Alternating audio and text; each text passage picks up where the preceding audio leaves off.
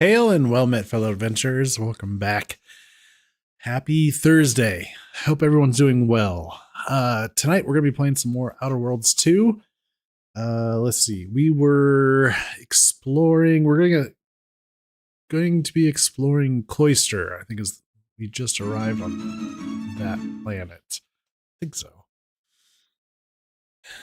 Hello, Michaela. Good to see you. How'd the doctor go? I got a CAT scan. Thank you so much for the 4 months of support. I appreciate that. Thank you very much. Yeah, the doctor went well. They did a CT scan. Basically, the stone is sitting at the end of the ureter. It's just kind of hanging out there. It's like right where where it connects to the bladder. It's just there. So they prescribed Flomax, which is supposed to be like a it's prescribed for something else, but this is another thing that it can be used to help with in passing kidney stones. Basically it's an anti-inflammatory for like it specifically affects Day when oxygen, hydrogen, sulfur, sodium, and phosphorus walk into a bar. Oh snap.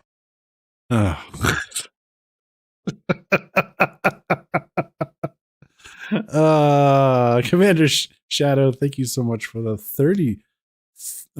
4 months of support. I appreciate that.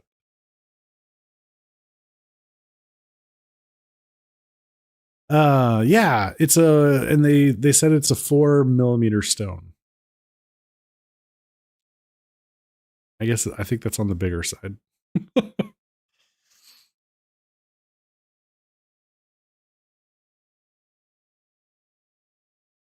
That's what Nyx was. Oh yeah, it's been a super fun trip.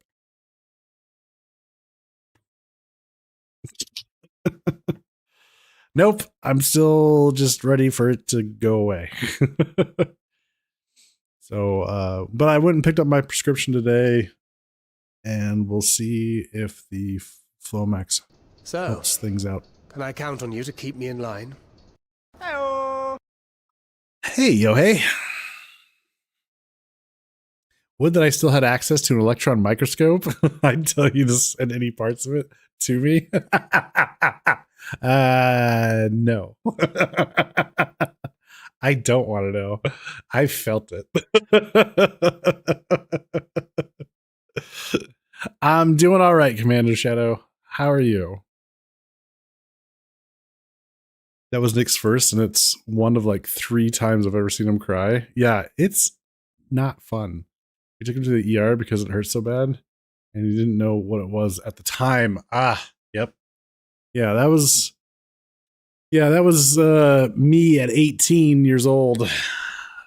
The pain was so bad that I had stayed the nights I don't know, I spent the night somewhere else, and I came home in the morning and my back was hurting, and it was for some of the guys, they might get this pain. It felt like my testicle was being squeezed in a vice and twisted at the same time. And that pain was so intense that it made me puke. It made me nauseous. And when I told my dad, mind you, I was 18 years old, so I'm freaking out. Is that a bad thing? Yeah, it's not fun. But anyways, I told my dad the symptoms I was experiencing, and he immediately said, "Yep, you have a kidney stone. We're going to the ER." And I went. They put me on morphine, and I don't remember what happened after that.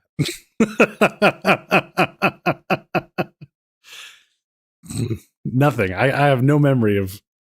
I just remember the next thing I remember is waking up in a hospital bed. Yeah. You still have Nyx? I don't know. There's some kind of like I don't want to hold on to my stones. I don't need to. It's like I have no compulsion to hold on to them. My dad has kept all of his. He's got one of those old film canisters, and he keeps them all. It's like, why? I don't know. I don't feel the need to hang on to them.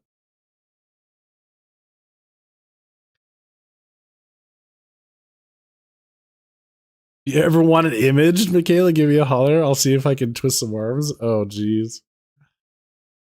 You're tired, but you're at the start of your vacation. Hey, that's awesome, Commander Shadow. Are you doing anything in particular for your vacation? Thank you for shouting out, Brent. Appreciate that. Good when you pay for it, not when it's free.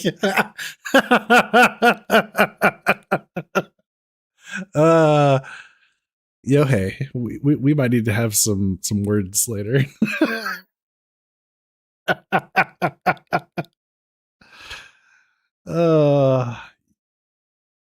Nick, they gave him so much dilated that it made him sick. Oh, geez, that's an opiate, right? Dilaudid. Thank you. I knew I knew like I know the word, but I don't think I've ever seen it spelled. Dilaudid. Thank you. Years ago, you dislocated your jaw, and that pain got unbearable for a while. Wow. Yeah, I bet. Jesus. You're gonna be wandering around town. All right. Your dad kept your baby teeth until his dying days. Always wanted to make a necklace. Something about getting old. We do trophies, I suppose. Yeah, maybe that's what it is, Yohei. It is an opioid. Okay. Dilaudid. Is that the same thing that they give during childbirth?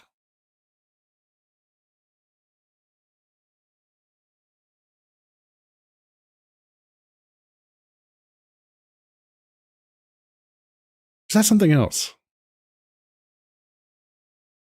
You're allergic to opioids. Oh, okay. That would explain why you can't do morphine.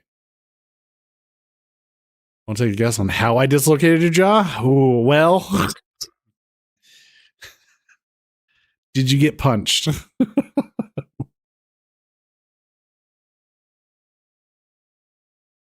No. Okay. Punched you after a chemistry pun? Oh. Did you trip and fall?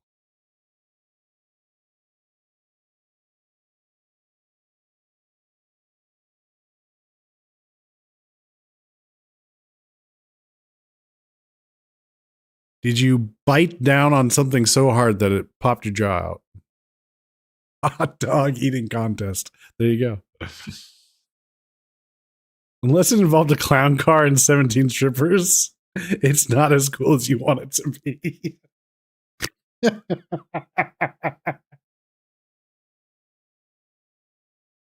You have an answer, but it's going to be an instant ban.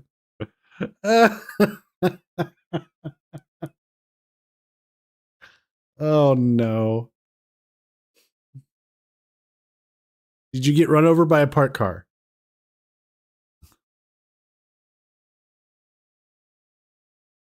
I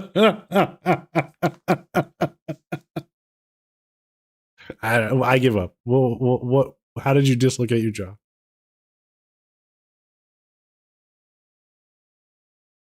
Yawned too hard. Oh man! Wow. You went full anaconda. Jeez.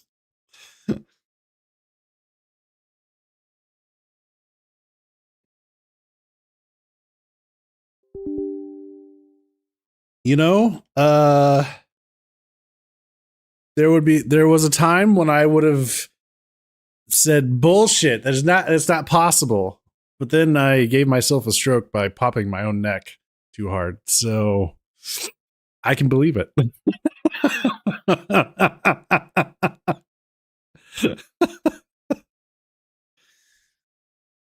I'm a little older, a little wiser to the weird ways of the world. Hey Ada, good to see you.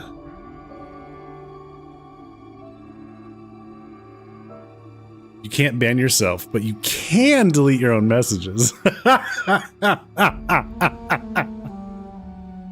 True. True. How do you like my faction accessories? Do they make me look handsome or too handsome? Oh, he looks like one of the seers from the Order. So yeah, we were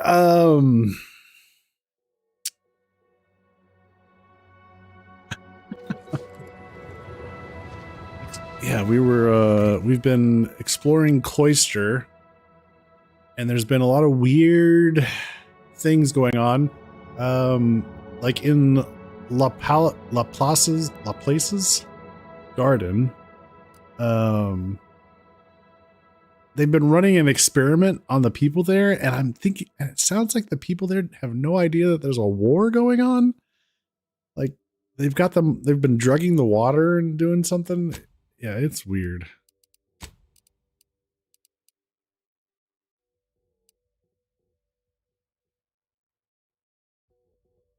Yeah. Who do I have with me? Niz and Azza.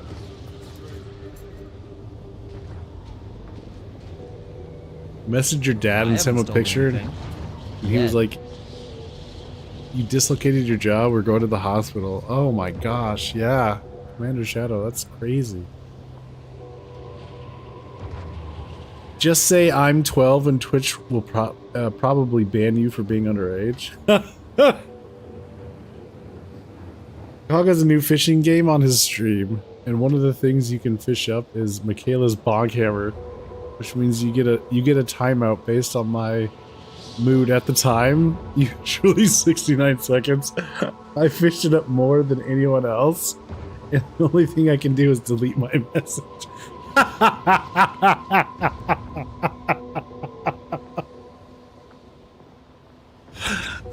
Duke, how's it going? Good to see you, sir.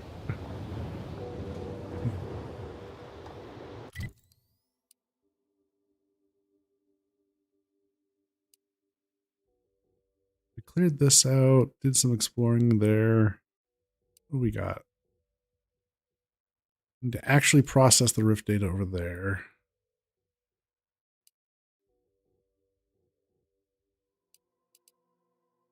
Clear out cultists from over here.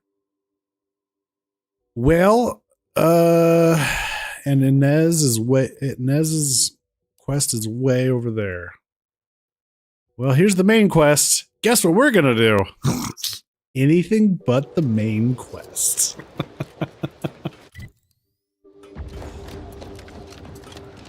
Just stay focused, keep your head down, breathe, recite pi to 1,000 digits to calm yourself. Pi to 1,000 digits? Holy hell, sir. You got promoted at work. Hey, congrats, Duke. That's awesome. To the next grade of tech and a raise to go with it. Hey. Yoheiko Maichird. X100. Side quests. I love side quests. Yohei, thank you for the bits. Duke, that's fantastic.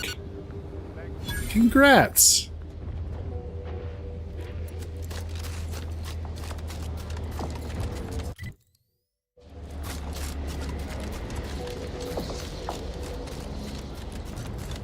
So does that mean like more responsibility?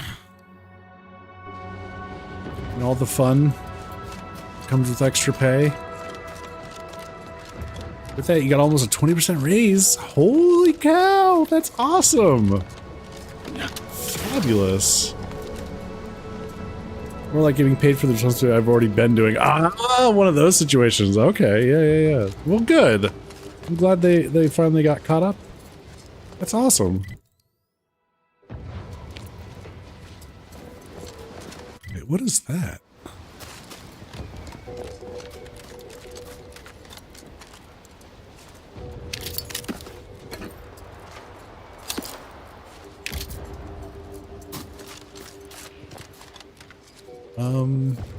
Hey guys. How's it going? Hey, you there. Got a minute?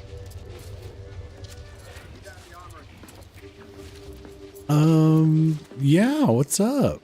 Hey, you there. I got a job that needs doing if you've got the time. It pays, of course. I need help finding some lost supplies. Okay.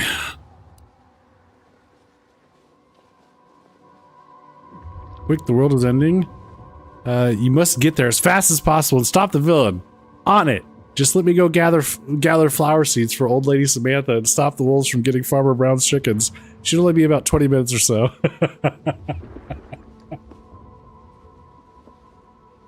Yeah, that sounds about right. Yeah.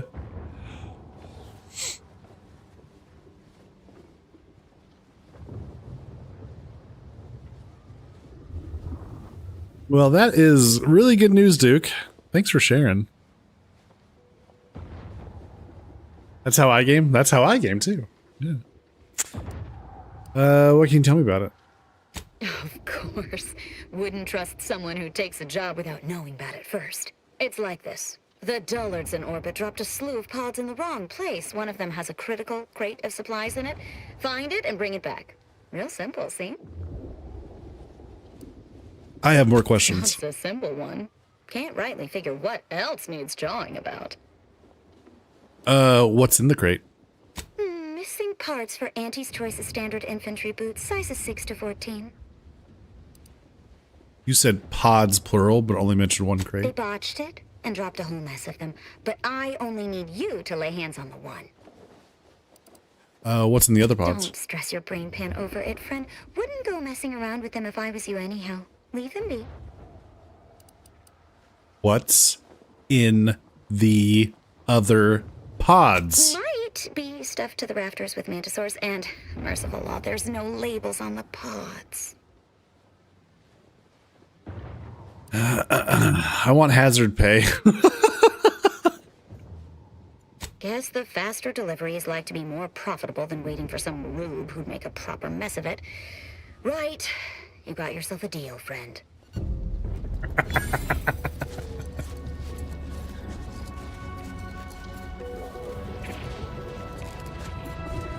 I was surprised when Boss pulled me into her office to let you know. When you miss the combo shell, but you want to eat something now. You'll go for lunch with boys, right? When your tea is getting late, and your winger out of state.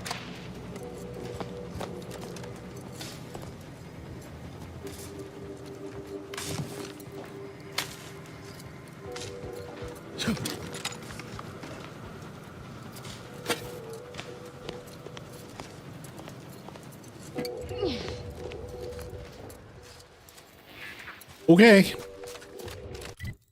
Guess we gotta go find. That's the central tower of the Archive. Too marvelous a piece of engineering to be in the hands of heretics, you ask me. Sir, the extra food drop has landed somewhere off target over in Order territory. Exactly where I wanted it. They act all high and mighty, but I give them 30 minutes before they cave and try it.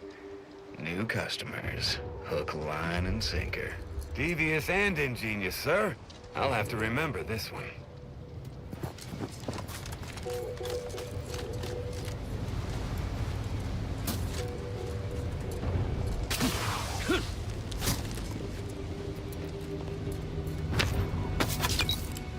Well, we got some Mantisaur here.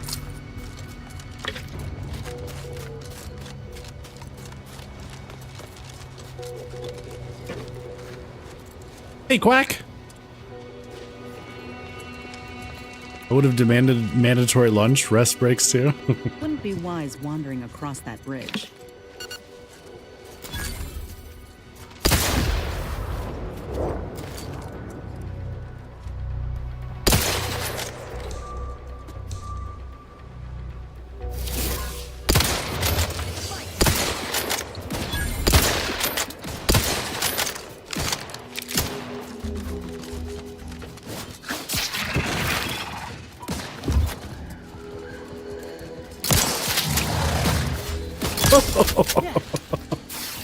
This shotgun is amazing.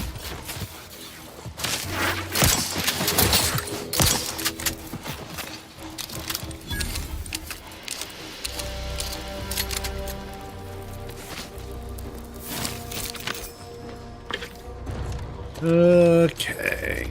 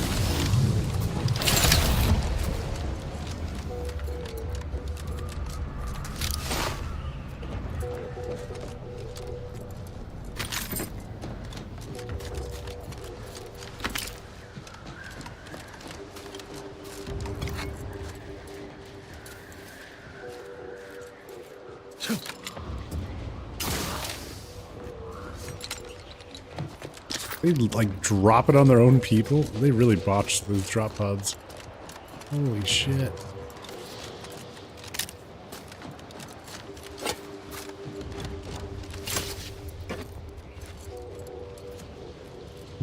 God.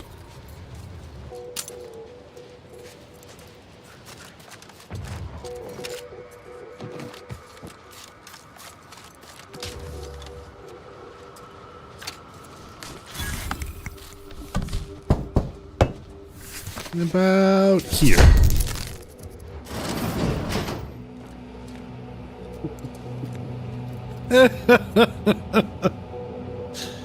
So your daughter made it into the middle school wire choir. I think small group orchestra that plays more pop music. You need a name. Any ideas? Someone said Bo Thugs in Harmony, but sadly that's too dated. Yeah, the kids aren't gonna get that one. Okay.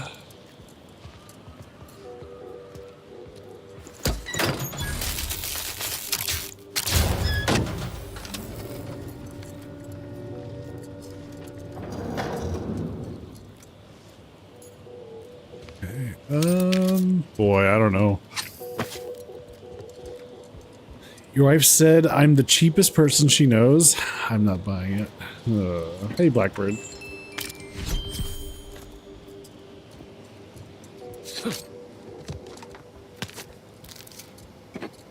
Some small... It's like a small string group.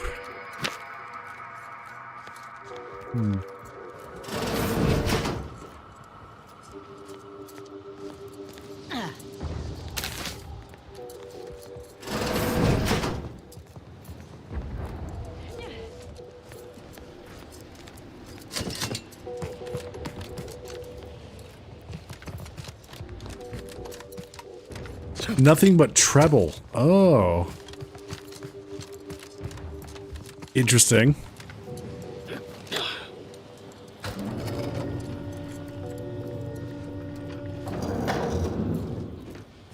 Oh, the outer world's safe? Well, you know, we're getting there. What's this? The chamber was built in honor of the exemplars who discovered the correct chemical composition for the ultra-durable potassium glass used for the main archive monitor. Pick up the enhanced light filtration exemplar helmet.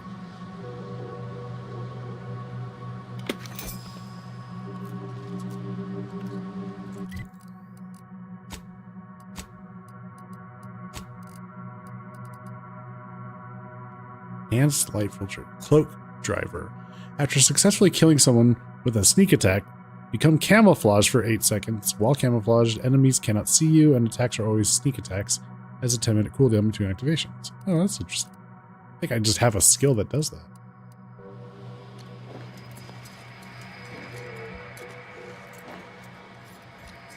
Well, all right.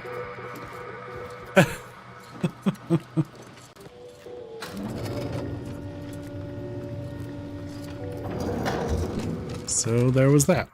Okay. All right. Ooh, that's a massive rift. Ooh, boy. That's problematic.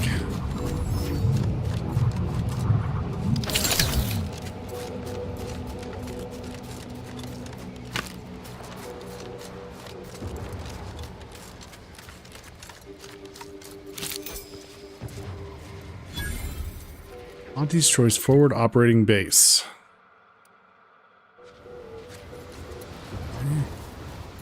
Hey guys.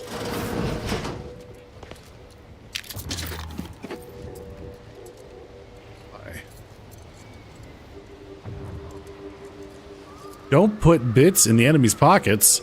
Only buy from reputable Auntie's Choice vendors.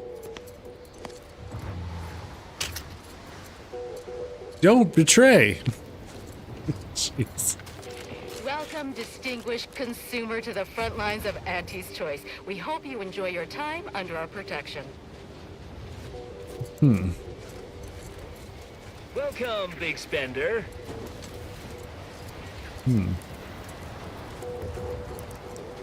Those Protectorate scum squeezed us good this time. I feel like a sprat of unusual size in a cage meant for miniature breeds. It's long past time we go on the offensive. I've been authorized to offer a substantial bonus to the first squad that pushes through. Sorry, ain't interested. Everything we've tried has been rebuffed. There's no good in a bonus you don't live long enough to spend.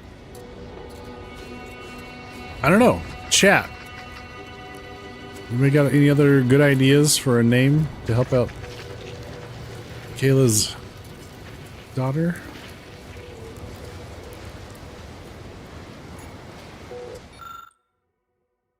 Major's Law, personal log, entry number 16. If I have a failing in this life, it is a poor sense of when taking a promotion is actually a step backwards for my career. The examples are myriad, but by far, the shoddiest wisdom I've exhibited was marrying to gain this damnable military commission without investigating where I'd be assigned or who I'd be contracted under. The Protectorate retreat, or strategic, the Protectorate retreat, our strategic administrator mistook for their line collapsing, has instead proven to be a masterful feint. It lured us into a three-front war that put insane cultists to one side, gun-toting mathematicians to the other, and the Protectorate ready to clean up the survivors. In desperation, I offered treble bonuses to whichever unit could punch us through to Winter's grasp, but I fear all that's done is open me to class action suits from the survivors. Even if I live to see daylight again, I will surely face demotion, which will lead to divorce, and that will leave me destitute.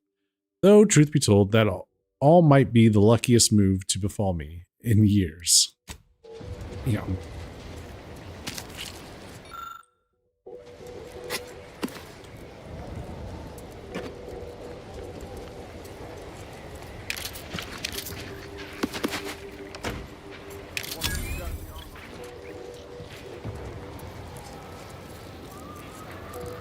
Auntie's Choice welcomes you to Forward Operating Base 136, Future Consumer.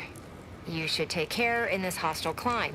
Risks include inclement weather, hostile animals, risk of collateral damage, leaking uranium, artillery, shrapnel, frostbite, cave-ins, hypothermia, cultists, landmines, long falls, gangrene, damaged electrical equipment, and insect bites. I haven't seen any insects here. You never know. That's enough for rote greetings. You're not a feckless civilian, or you would have died halfway here, so I'll speak plainly. Cloisters aside, I want off-planet yesterday, with my extremities intact, and that necessitates aid. You do my work for me, I can pay.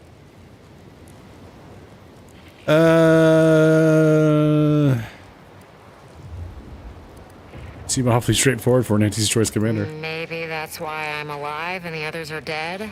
Some Protectorate jackanapes are holed up on some main routes near here, thereby separating us from the rest of our force.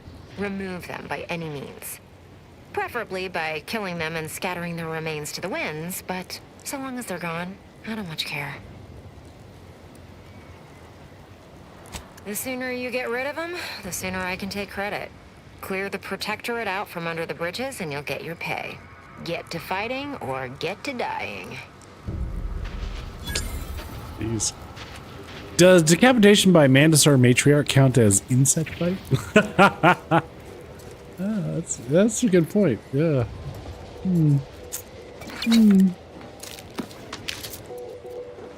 Steal all the things.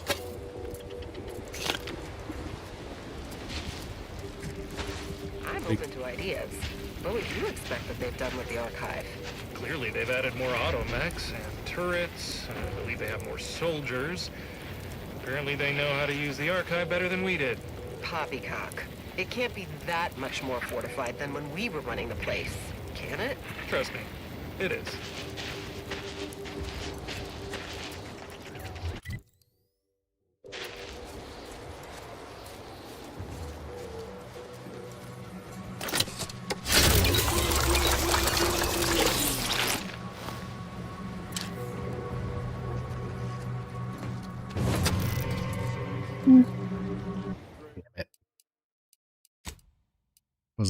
I forgot what I was doing.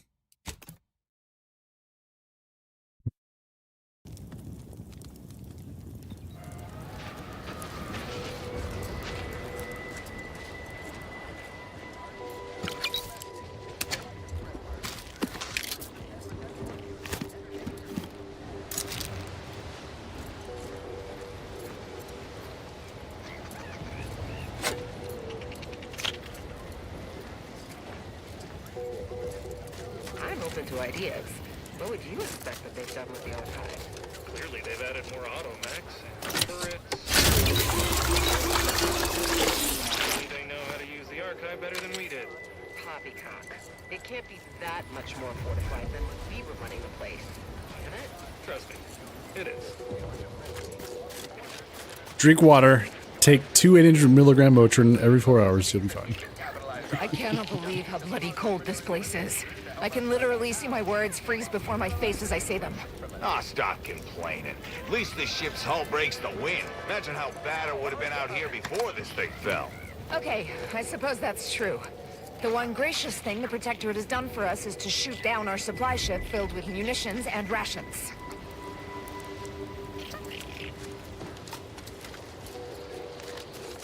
The scrappers are getting closer and sniffing around at night. They give me the creeps. I would rather have them scavenging than attacking us. So long as they stay over there, I say it's live and let me continue to draw a paycheck. True, but that wreckage isn't going to hold their interest forever.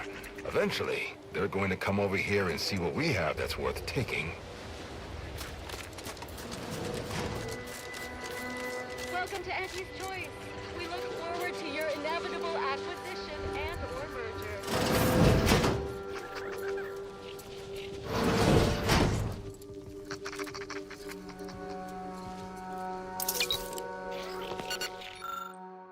Auntie's Choice Salvage and Surplus Unit number 4873. I've checked and rechecked my contract, and when I signed with Auntie's Choice as a salvager, I was assured adequate protection to conduct normal operations. Yes, they did include a rider absolving them from random and or unexpected aggression from hostile persons, flora or fauna, but they can't possibly argue that applies when they put us in the middle of a war zone, can they? Nevertheless, that is what they assert about the myriad terrors we are facing on this thrice damned planet. Thus, they argue the corporation need offer us no protection, no defenses, and no hazard pay. But I suppose that hardly matters at this point. There are horrors in every direction. Rescue can't reach us, and all the bits in the universe couldn't buy us a way out of this frozen dungeon. Still, All else being equal, I'd rather be a rich frosty corpse than a poor frosty corpse.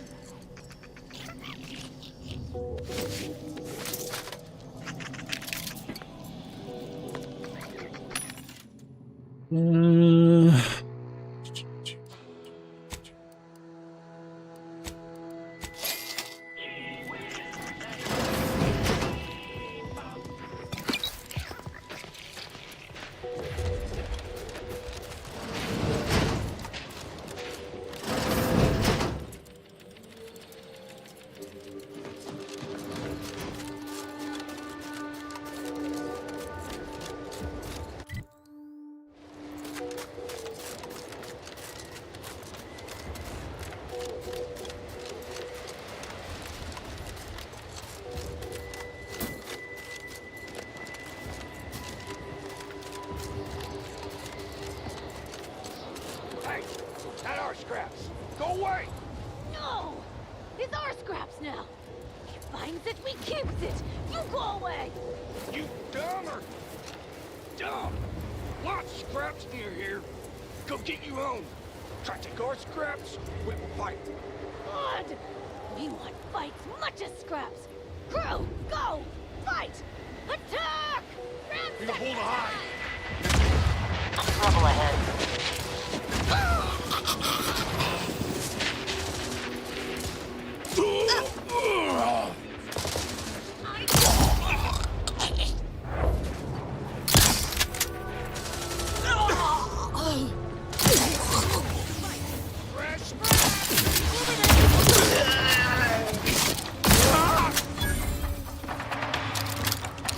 Well, so they're dead.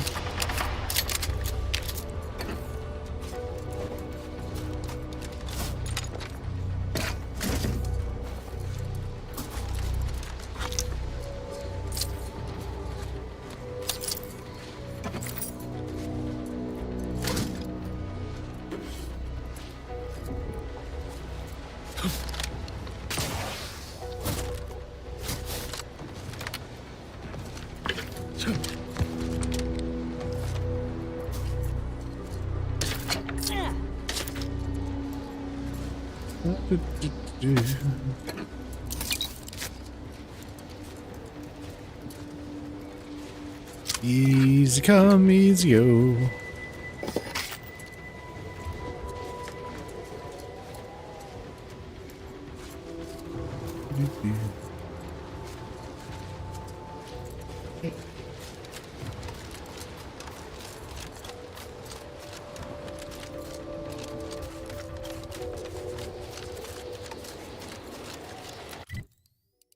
Crazy cave over that way.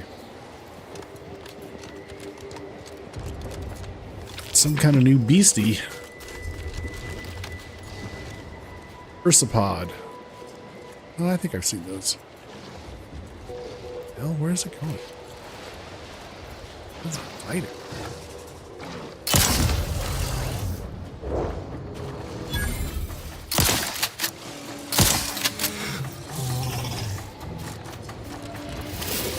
Who's a sprat? It's hunting a sprat. Okay. Oyster shivering sprat. Advanced decryption key. Oh.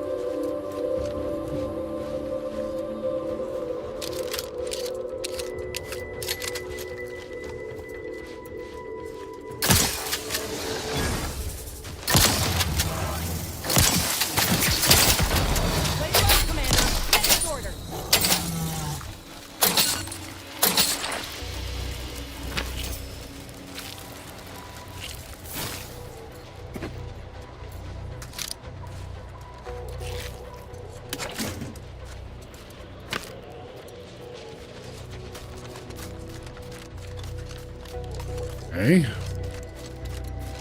More than one cave?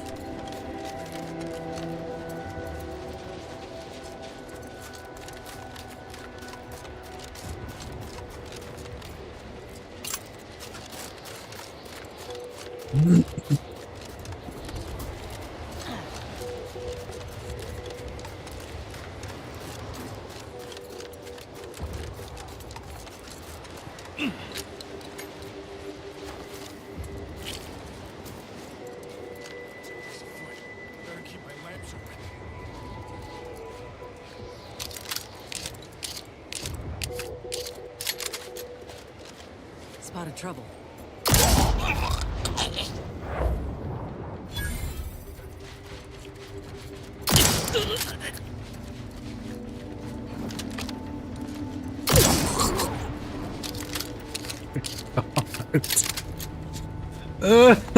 This might be too powerful a combo. Silent shotgun. Oh boy. Welcome, Acquisitions Operation Captain Coolidge. Operational flight logs.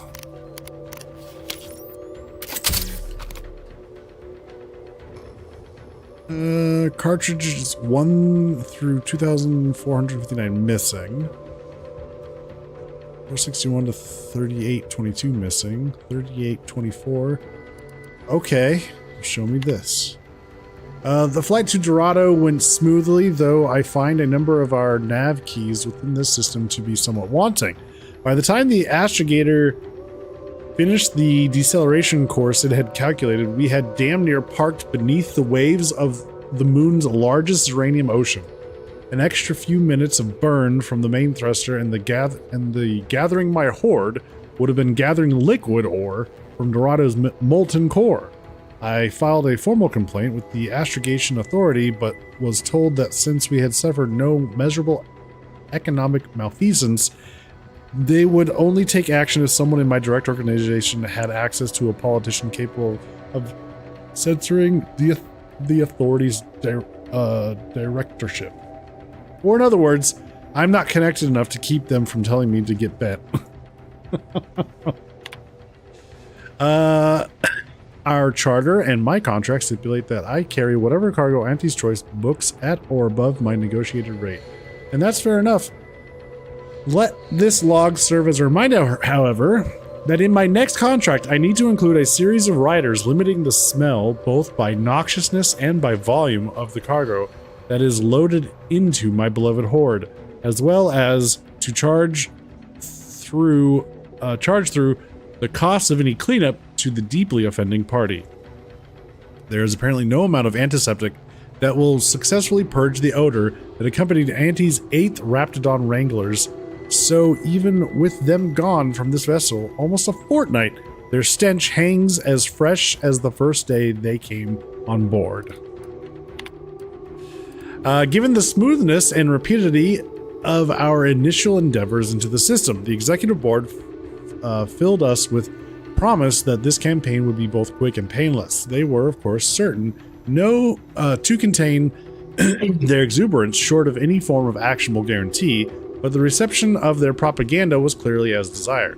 Now, as losses mount and the financial strain of missing shipments and murdered employees begin to strain all of our bottom lines, I am left wondering how best to secure my own future. Every bit I've ever made has been sunk into gathering my horde, and if something were to happen to this ship, I have no notion of how I'd make ends meet.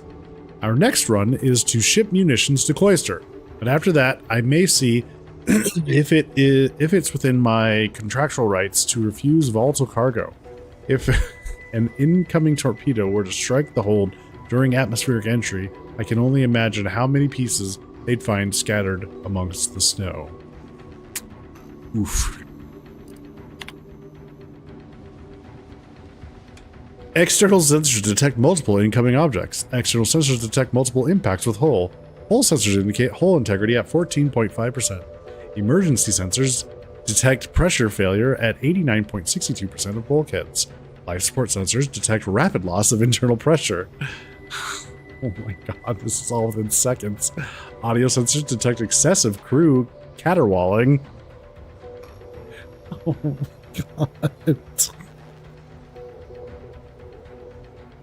Personnel sensors detect crew exiting without authorization, and personnel sensors detect crew occupancy at 0%. God. Operational flight logs. Oh, that's that. Okay.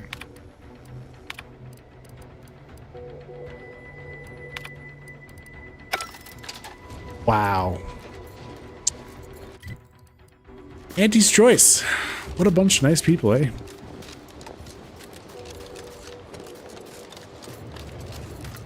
Caterwauling. Wow, interesting choice of words there. Yeah. Yeah, I gotta say that I gotta hand it to them. They've come up with some pretty good vocabulary words. Like jackanapes. This must be the place Ortiz mentioned. Hard to fathom a lab in those caves. Whoa. Commander, hold up a moment. Are you hearing this? It's some manner of distress signal. Encrypted. One of Auntie's, I'm certain, but this one ain't entirely familiar to me.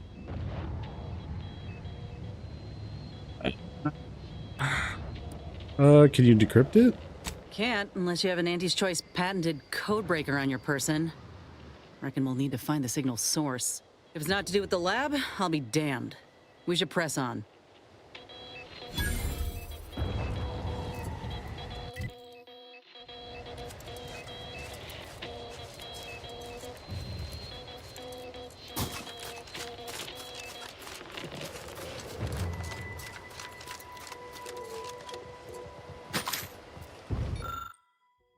Scout Borson, our seers have determined that you are likely to be in especially cold conditions today and that you should remember your cold weather gear.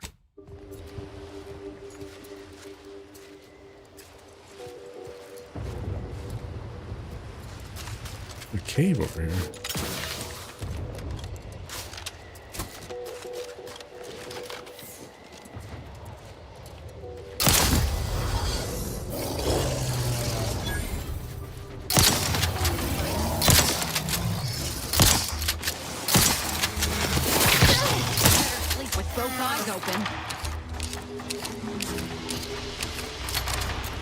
Got him.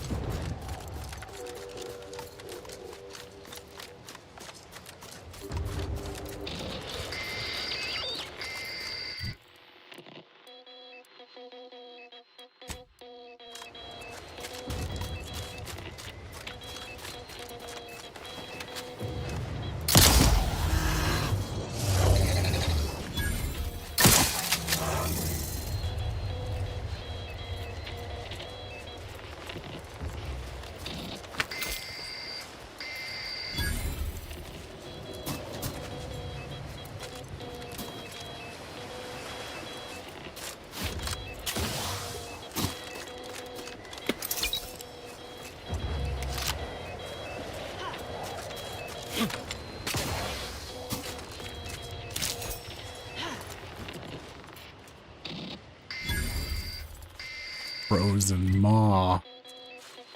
Bum bum bum.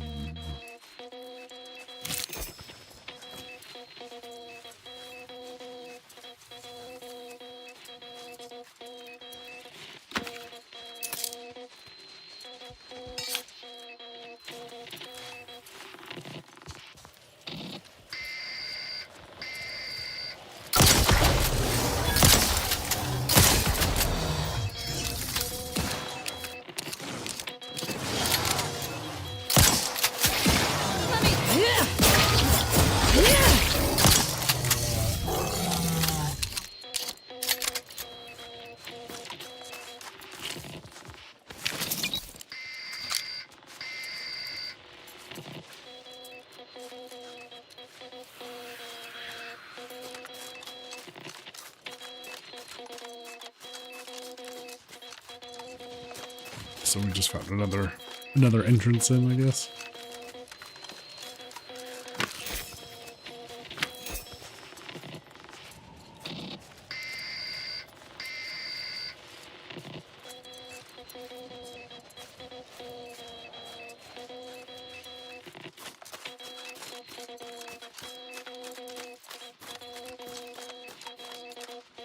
Or I guess you could completely avoid combat with the bear things. What in the void? Law, I think I've seen enough death to fill 3 lifetimes. And it don't get any easier. What happened here? He spent his last moments crawling over to this terminal from the wreck. Sorry, friend. Wait. He's got a code breaker on him. Let's see.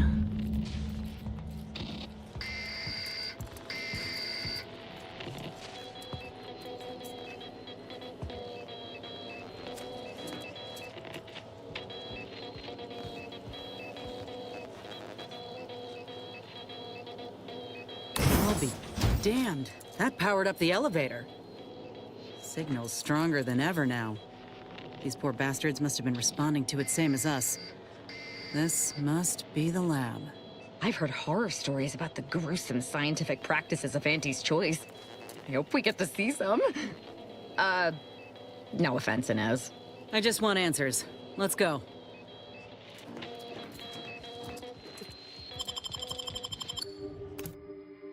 Transition to the menagerie. Hello? Is anyone there? I have been signaling for help incessantly. Come quickly. I'm trapped in my office, by the foyer. The others, I fear they might have lost their lives at the hands, claws of escaped beasts. Mind yourself. That's him. That must be the doctor. He's got no idea an entire squad died trying to fly in here and save his sorry ass. And he's cornered himself for us. How thoughtful.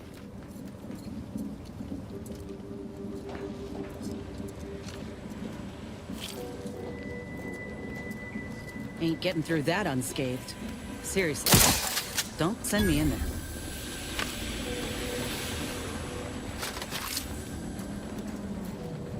Well, let's see what we can do. Okay, so archive from the Office of the Protectorate, subject, evacuation orders, 2 ecological laboratory personnel, the Office of the Proctor. My diligent archivists and scienticians, the war is encroaching on our doorstep.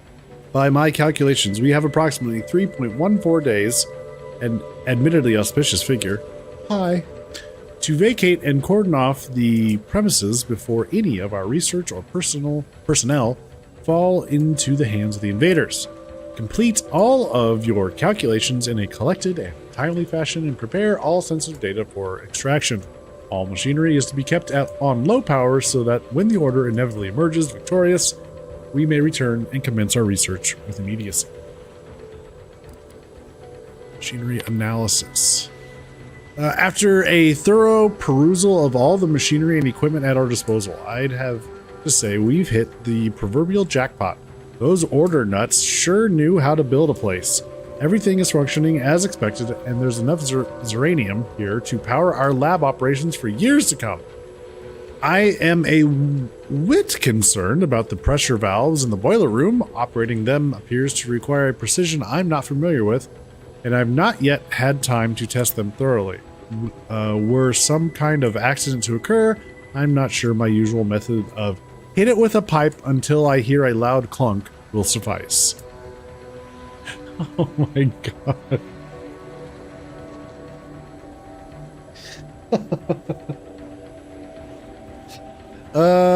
From Dr. G. Rasmussen, RE, issues with the valves.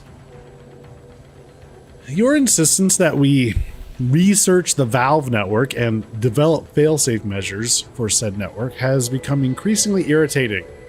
If something were to become disrupted with the zeranium, and I repeat, this will not ever happen, I'm certain you will win the battle against a couple of knobs and wheels. My concern, Mechanist Tate, is that this obsession is nothing more than a way to distract from your duties, which, I remind you, is to lure the ursopods from outside into the cages I provided. If you cannot handle this task, I know the executive who assigned you here will be quite interested to know about it. Custom maintenance failing? What? Impossible.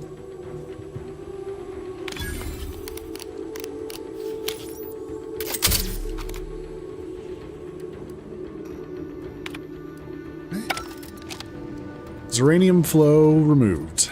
Ta-da! Easy peasy. What was down here?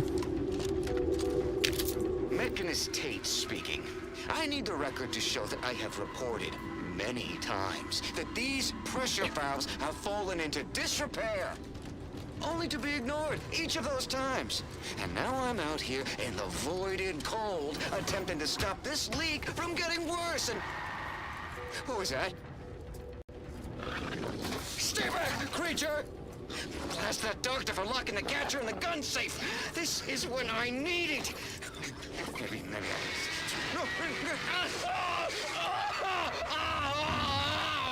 What are they doing in this place? Ain't no purpose for this clear disregard for life.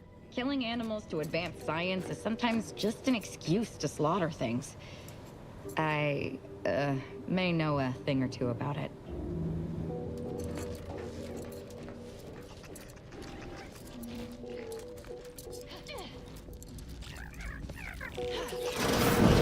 What's... Hola, Ortiz? Hey, buddy. No, it ain't him. I thought... Commander, help me make sense of this. It's a dead body. Glad I could clear that up for you.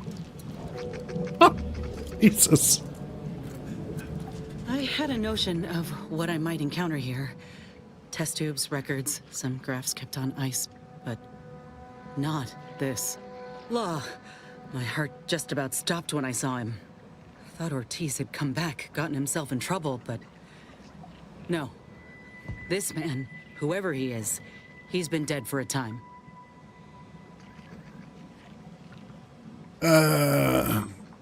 Let's see.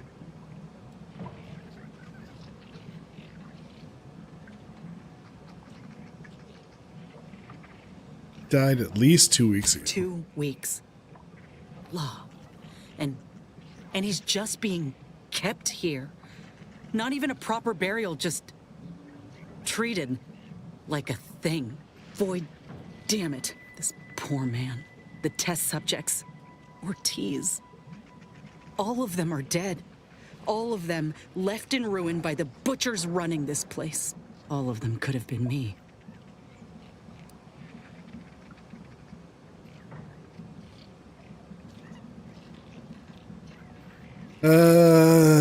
Wait, this isn't normal for Auntie's choice? No. My own procedure was above board. The dead weren't just cast about. The ward certainly didn't look like a blasted nightmare out of one of Niles' serials. No, I went in knowing the risks.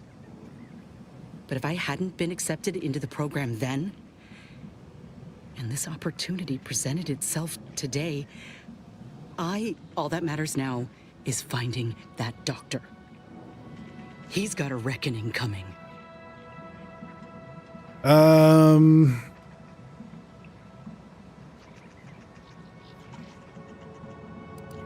you okay, Inez? My aim's steady, if that's your concern. I'm sorry. I'll be fine once we breathe fresh air again. Just need this to be over. Okay.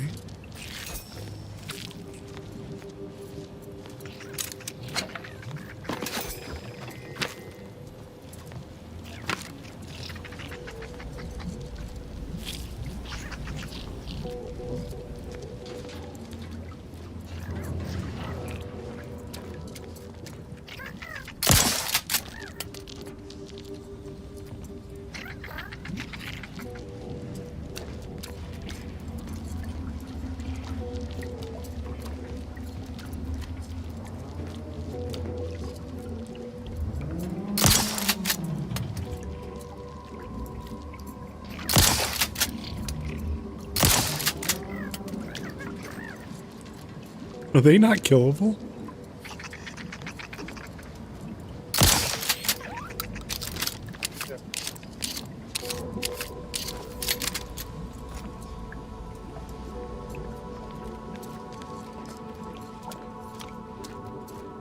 Wait a minute, where'd that other one go?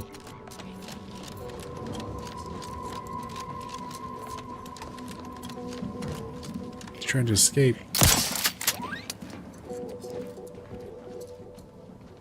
Racial shipping sprat tongue. Honey. Alright.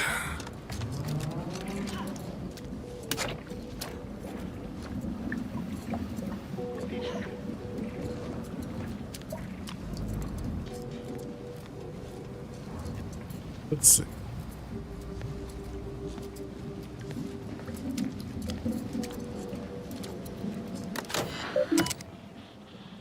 Biological laboratory findings. Nursing the ursapod. What began as a humorous extracurricular study of ursapods has become something of a passion. Countless hours of observation over countless bottles of Pinnacle tea has concluded in the realization that the ursapods are hardy and hearty creatures. They are not lone predators. Rather, they have been found to be living in groups of families, in layperson's terms, though whether they are related or otherwise biologically involved, we have not yet established. They even play together in the snow. Can you imagine? As we got to know these ursapods from afar, we began to fear that the archive's ongoing work would prove detrimental to Cloister's climate, as we were stationed here to ascertain. We are pleased to note that despite the minor erosion and melting of ice caps directly around the archive, the temperature of the planet has not noticeably increased. This is welcome news to all of us here at the laboratory, not only in regard to the ecological stability of the planet, but for the continued health and happiness of our ursapod friends. The tip of the verdant iceberg. It's come to my attention that my colleagues have hypothesized that I am one bread short of a functioning abacus. One bead short. All for exploring the possibility of cultivating plant life on Cloister, but I'm pleased to report that I've disproved such hypotheses. After much trial and error, and repeated orders of new seedlings from Eden, I've successfully nurtured a specimen of ginseng to maturity. This particular specimen's seeds have exhibited an extraordinary amount of adaptive properties, leading me to believe that the plant could survive even without my careful tending. I will transplant several seedlings in the coming weeks for observation and try not to get ahead of myself, daydreaming of a green Cloister. Rafting lab files. Protocol in event of malfunction.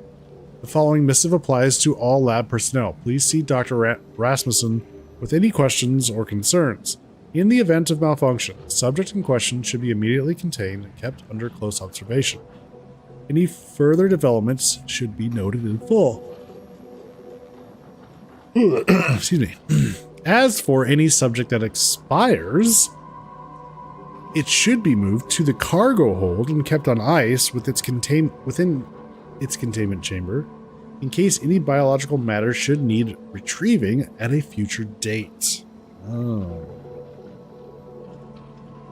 I see. Containment of surplus subjects. Until further notice, the following subjects should be kept in containment under close observation: 3 Raptidon, 1 Mantipillar, 38 Sprat, 5 Ursapod, and 1 Cestipig. Management regrets that there are no containment units large enough to host the most rambunctious of the subjects elsewhere, so for now, they are to be kept on the main laboratory floor. All lab personnel are reminded to keep their distance and not maintain eye contact for too long.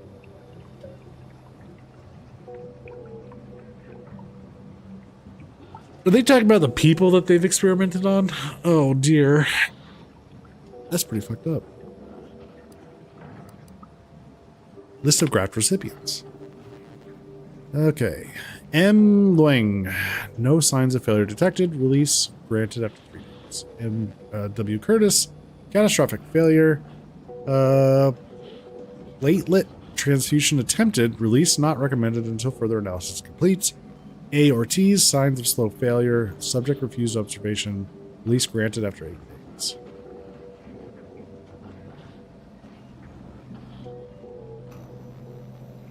Prototypical grafting subjects, the Raptidon.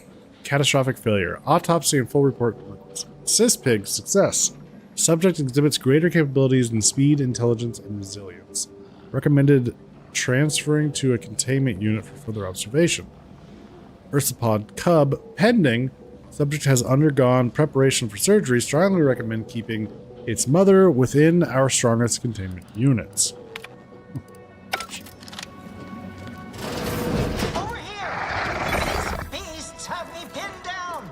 Handle them straight away, please! I cannot let my genius be wasted here! Boy, damn coward. We'll see how you beg when we're face to face. Oh, look left. That Ursapod's mighty riled. I don't relish the idea of slaughtering animals. They don't know enough to be terrified when they see me coming.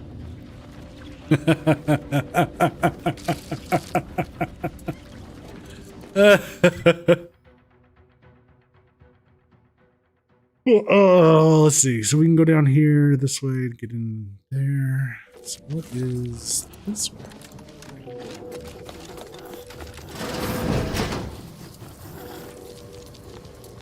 Ah, this is big. Hey, buddy. Run free, not so little sissy pig. Yummy. Another maintenance hatch above us, if we're apt to sneak about. Eh. Treating animals like this isn't research. It's monstrous.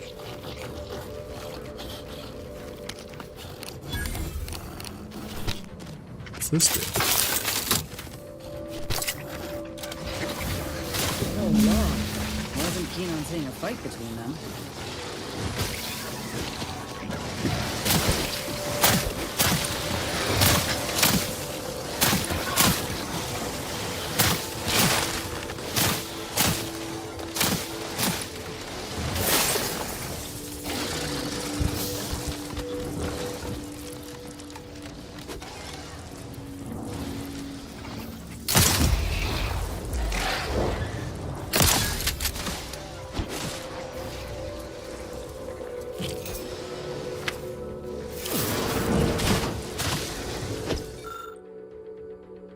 The engineering of Flora. Can we force open the doctor's hiding spot doors to the animals so the animals can eat them? Ooh, Duke, that's a really good idea. Ooh. Is this the cub that Terminal mentioned? Still breathing, but only just.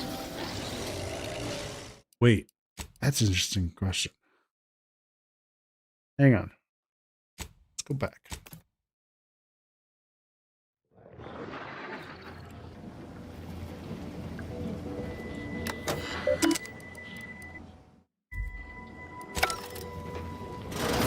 Over here! These beasts have me pinned down!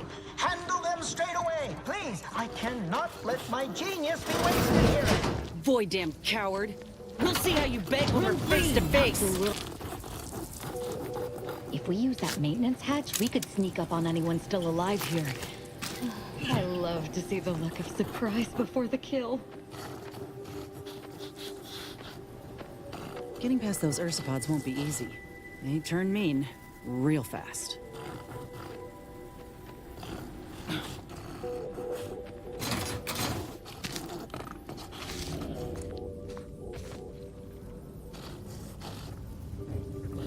Oh, it just drops us right in.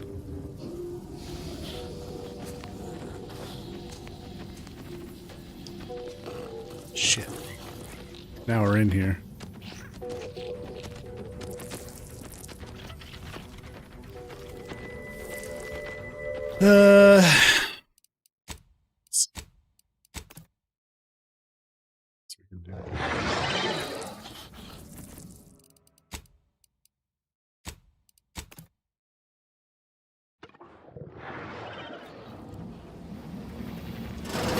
Over here! Beasts have me pinned down! Handle them straight away, please! I cannot let my genius be wasted here! Void damn coward! We'll see how you beg when we're face to face! Oh, look left. That Ursapod's mighty riled. I don't relish the idea of slaughtering animals. They don't know enough to be terrified when they see me coming. Yeah, I don't know. I'm not sure what to do here. little cysty pig. You can talk to the cyst pig. The cyst pig cautiously picks his head out of the cage. It oinks in a manner reminiscent of a question.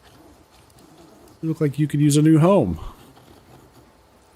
Aw, look, it's disgusting and cute. We're bringing it on the ship, right, Commander?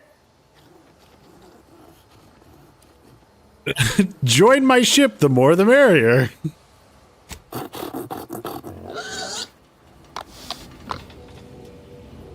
Ain't never seen a cysty pig move so fast in all my life. New Maybe pet. Terrifying.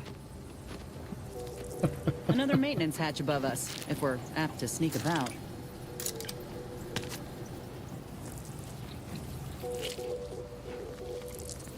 What wretched work. Poor creatures ain't got an idea what's in store for them.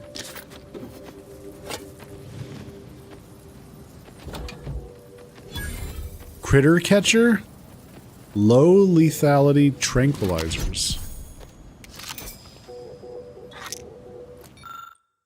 The critter catcher and you. If you read nothing else in this missive, make it this.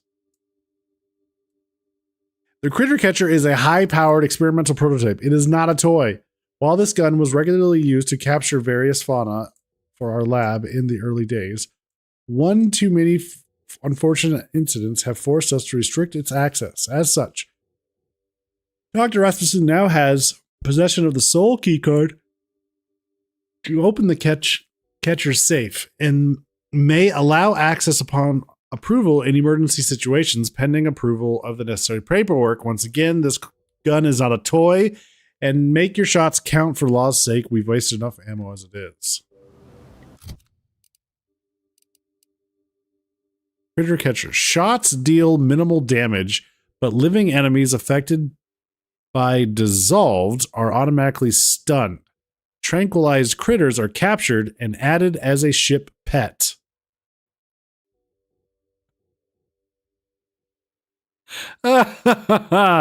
Wait. Okay. Critter catcher.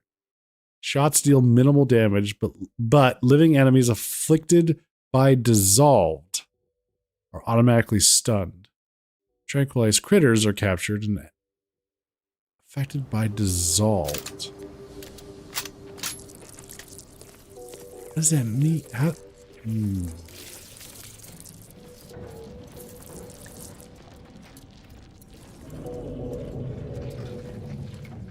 Let's try it.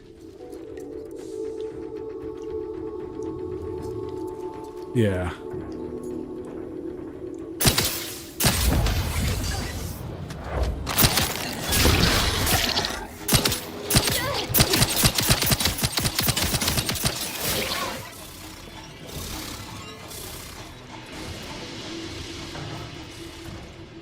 That just killed him.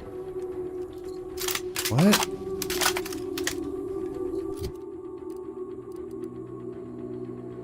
Shots deal minimum damage, but living enemies afflicted by dissolved are automatically stunned. Tranquilized critters are captured and added as a ship pet. Instructions unclear. The perfect weapon for the little game hunter. Low lethality tranquilizers.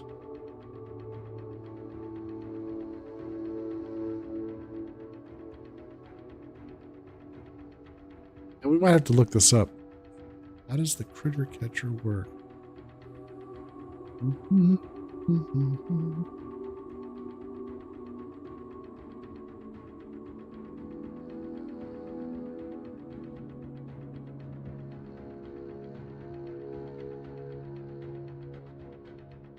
Let's see.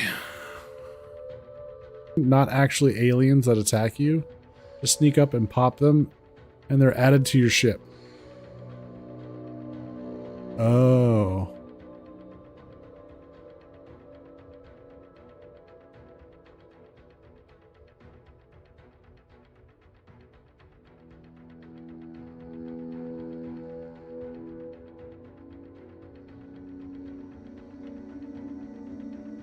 So critters meaning like sprats and...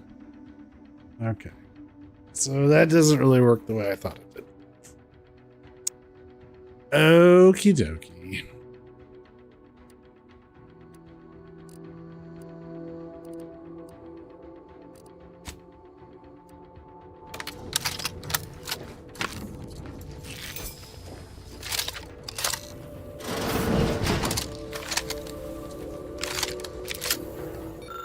Okay. On the engineering of flora. If certain flora might be engineered to survive in controlled environments like Laplace's garden or this sunless lab, why can we not also engineer them to survive in the frozen wilds? I've seen success in modifying the properties of hardy plants like Arctic ginseng after all. Perhaps taking one step further is not entirely out of the equation. I'll begin with a small sample of seedlings as a proof of concept. If it appears to be a viable avenue of study, why the possibilities could be exponential.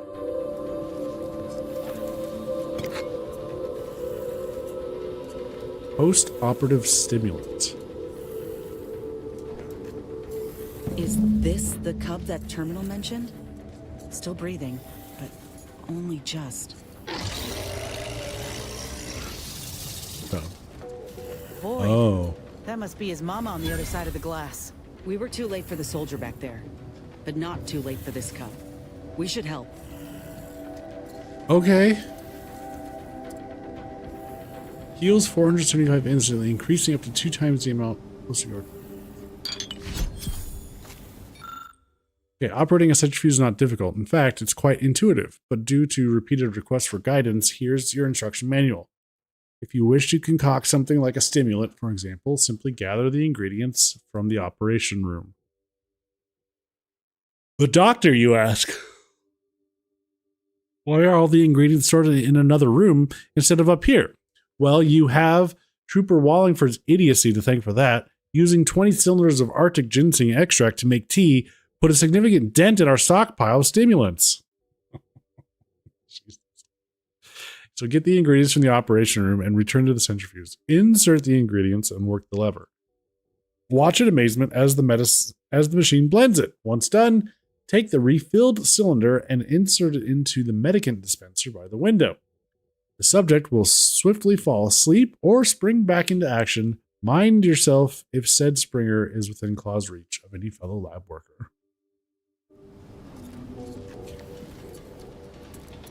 So we have to go get the thing, put it in there, and then dispense it so that it's alive. Okay. Hey. All right. Auto dock. Ginseng. There we go. The key card. The Ursapod hypothesis. After thorough testing, we've determined that this cub is at the peak health for its age. No mean feat for a member of its species. Such resilience lends itself well to the procedure it's about to undergo. The essential question is, if we inhibit certain behaviors and psychological responses, would the bond between mother and cub be thereby severed? And if so, might this procedure be used at large to disrupt Ursapod herd mentality and thereby make it easier to capture them or defeat them in a skirmish? With this experiment's completion, we might finally find our answers if, and the rest of the report is abruptly cut off. All right, we're going to try to help.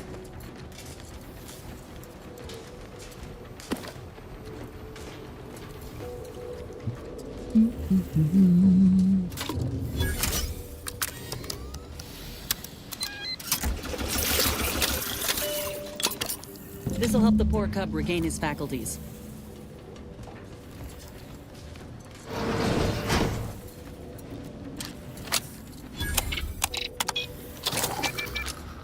Awake.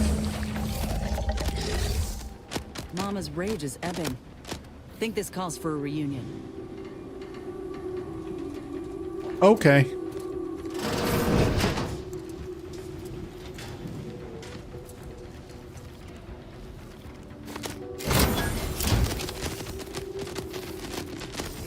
At least one good thing came of this place. Seems Mama's calmed all of the other Ursopods too. Reckon we might walk on past. Look at that. The law, I'm saved. Release me at once, please. I so worry that nobody intercepted my distress signal. Oh, we got his signal all right. Let's get the bastard. Now Yeah. you're speaking my language.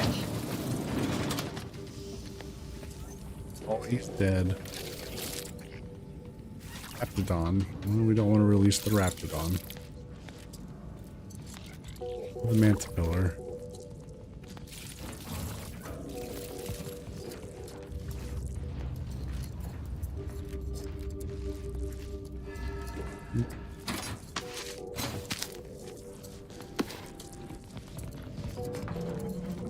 Alright, so far so good. I'm liking this outcome.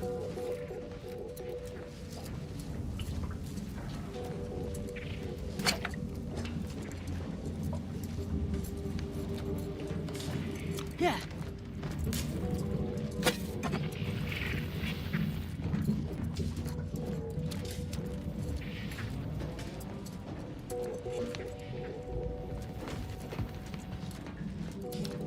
Before we do anything, I saw a computer console over here.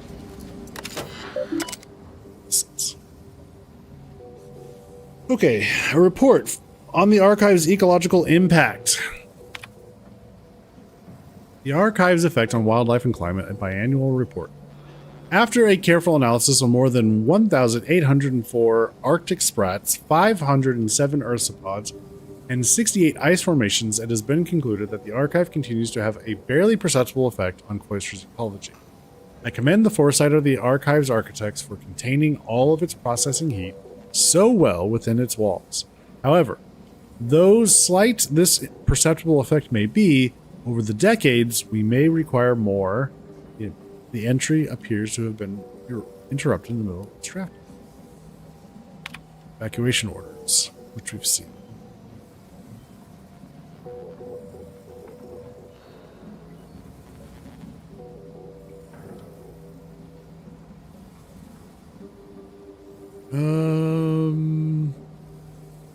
Personnel who handle fauna, in addition to removing any sensitive information on our research here, I must ask that you release all Ursopods in our observation suites back into the wild. Archivist Leslie has seen to it that all Ursopod subjects be given the proper medicaments to invigorate them and hasten their reacclimation.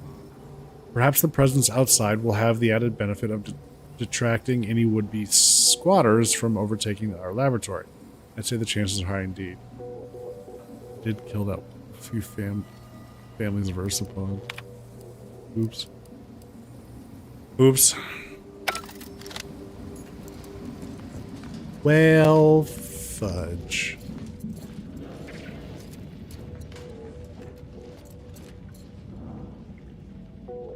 A touching reunion between mother and child. Never thought such a thing could be engineered between the beasts. Fascinating. You the doctor in charge here? Indeed I am, soldier. And my, what a picture you are. What exquisite graft work. Might I trouble you for an examination? So you're the one who butchered my friend, Ortiz. The one who tortured those creatures out there. Who killed that soldier. What's going on? I don't know any Ortiz, I swear it. I'm just a doctor. Please, don't shoot. Nice try. We found records that prove he underwent surgery here. Records? I don't know of any such... Oh, bother.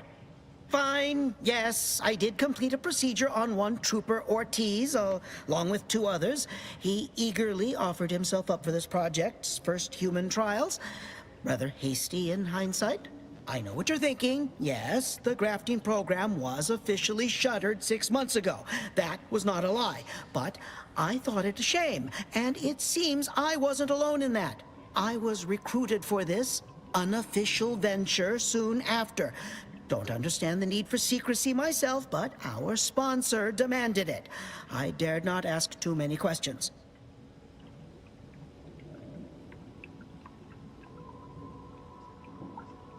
What were you trying to do with Ortiz and the others? What you have to understand is that being a regular soldier does not pay dividends, but being the ultimate frontline fighter does. They understood this. Unfortunately, understanding can only go so far as each of their bodies rejected the graft. But I got exceptional data out of it. Enough with the excuses. You absolute wretch. Any scientist with any shred of decency would have refused your position. Your precious data is nothing compared to those you killed. I sympathize with your friend, soldier. Truly, I do. But if I mourned every failure within these walls, I might never operate again. You must understand that the work we do here is greater than any one life. We can change the galaxy for the better.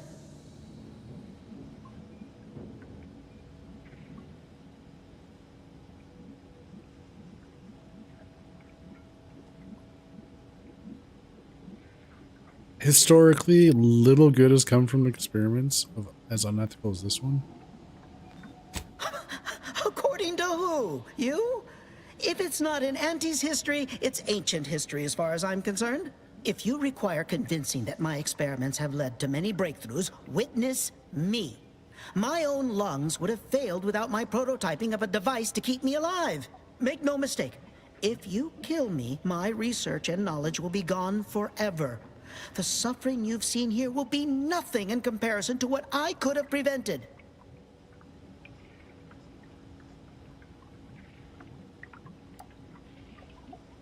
I'm just curious as to where this conversation goes, so show me one good thing you've done for other people.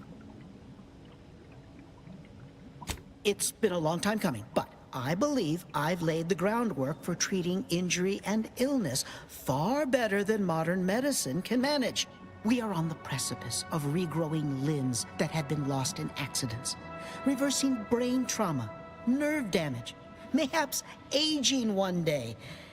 It would be a boon to humanity, and a boon to Auntie's bottom line.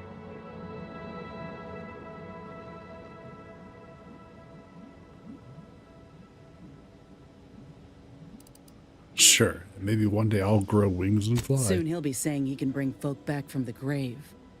It's nothing but lies. Let's not be hasty. I see your graft as a result of revision surgery. Your first go was botched, and you were considered a failure of the program, yes? I know what happened to those failures. Demoted, disgraced. It was horrible business. And yet, you still wear our colors. You want to reclaim your station, don't you? You don't know anything about what I want.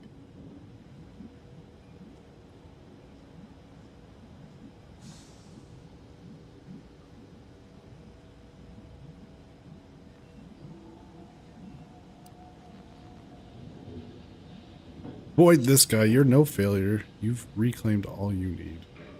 I wish I could agree with you. But I have fallen in the esteem of others. The way the other soldiers looked at me after my procedure, I'll never forget it. Whether I want to regain my position or not doesn't matter. I don't want your help. I will not benefit from the pain of others. You think there were no victims of the first program? That your existence isn't built off the bones of those who came before? You're no more righteous than I. You simply looked away. Now, if you stay your hand, I will grant you 2 state-of-the-art grafting parts. They cannot fail. Install one of them, and you'll see my earnest intent. You were never the broken thing they made you, soldier. If you wish it, you may still become a most extraordinary specimen. No. Stop talking. Stay there. Don't make any stupid moves, understand? The adults need to have a talk over here. Commander, I don't know what to do. I came here intending to make him pay for what he's done. And I can't shake the reasons I've seen to burn this place to the ground. But what if he's right? What if something in his work is worth saving? What if this is my chance to make something of my life? To be accepted again? Oof. Oh boy. Let's see. What are options here? His research could help so many others. The good might just outweigh the bad. Ugh. This doctor killed people, tortured others. None of his success justifies this. I'm leaning toward number 2. You're already making something of yourself, and as you don't need him. Okay. Oh, so now that you have something to gain, suddenly you don't care for the suffering here? Ooh. Honestly, this is up to you. I don't see. This doctor killed people, tortured others. None of his success justifies this. You and I are in step with each other on that account. I could see you were near as shaken by the things we'd seen. I'm scared, Commander. What I decide here could have mighty repercussions, and I don't want to choose wrongly. If I take a step back, really think about it. Medical strides could be made if the research were in the hands of someone righteous. You took the bride. A big if. But if I kill this man and exact retribution for Ortiz, I'll never know for sure what that research might have wrought. And if I do that, there'll be no going back for me, myself one of Auntie's own. Would I even want to?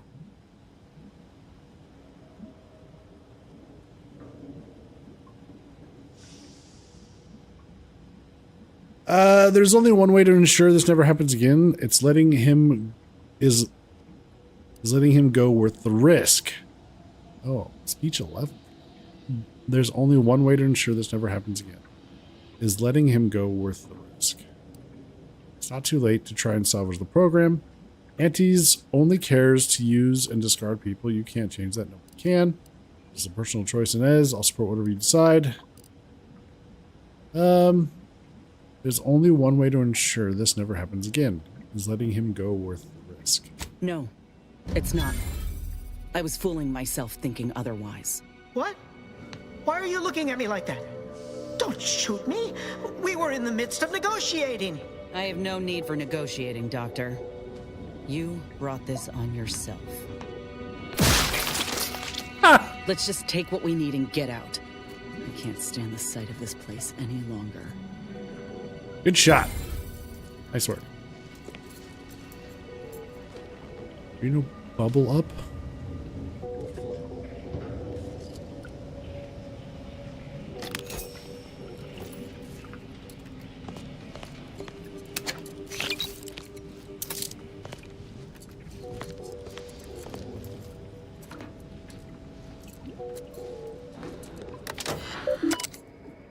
Okay, personal notes.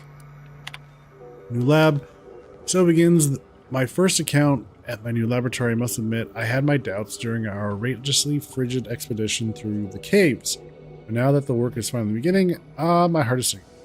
With no restrictions to stifle me, I believe we'll make swift progress with the graphs, beyond what even the executives could dream. Our only limit is our own abilities. Normally, I might scoff at using second-hand equipment, but I must admit these Order fellows do appear to have known their science. They don't appear to know how to keep doors reinforced, however. The cave-in at the cargo door is letting in quite a horrid draft. Mayhaps the next soldiers who arrive with supplies can be put to work fixing it. That imbecile Wallingford. First, the idiot wastes countless samples of Arctic ginseng in our storeroom, and now he's made off with our one-of-a-kind, prototypical coverall set. The utter buffoon. Archivist Leslie has urged me to send word to corporate or to put out a warrant for his capture by other forces in the region, but no, I shan't. Not only will I not let that wandering fool bring unwanted eyes towards our operation here, but it's only a matter of time before the elements claim him. And I might send a mechanist or two to retrieve that prototype off his body. Poor form, Trooper Wallingford. You died as you lived. Outgoing messages. From Dr. Rasmussen, I've only been instructed to stress the importance of keeping this lab's location and purpose secret. I have been instructed.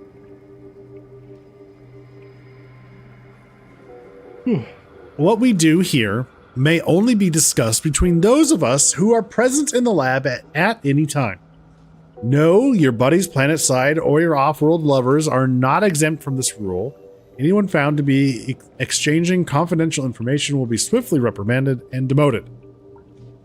As a reminder, when you are on duty here, your only outside contact is to be with the troopers who make weekly supply drops in the Maw, and no, they are not exempt from the previous rule either. Undisclosed recipient. Some urgent. Sir, not to cause undue alarm,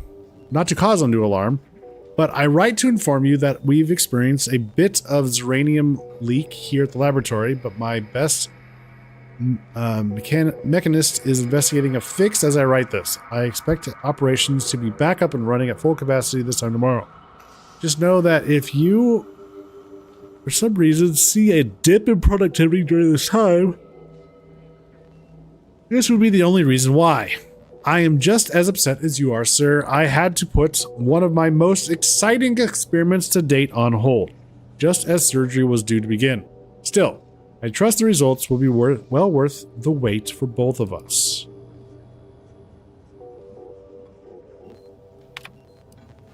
Still, sir, an unwelcome development has occurred. It seems the beast in containment are more clever than we realize.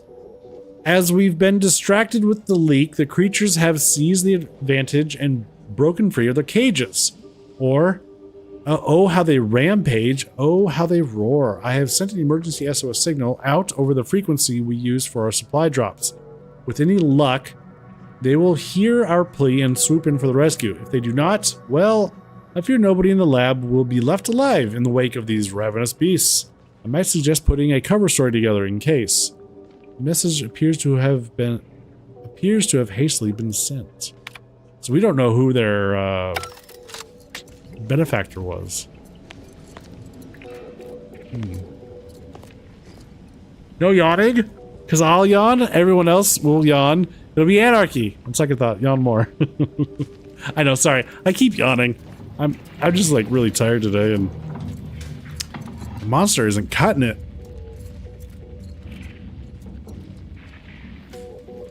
Okay, so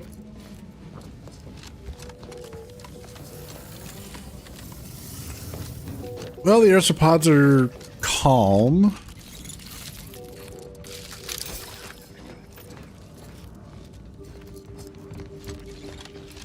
Guess we can let them out.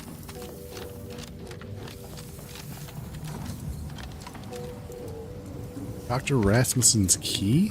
Wait, did I not loot his body? Oh, there we go.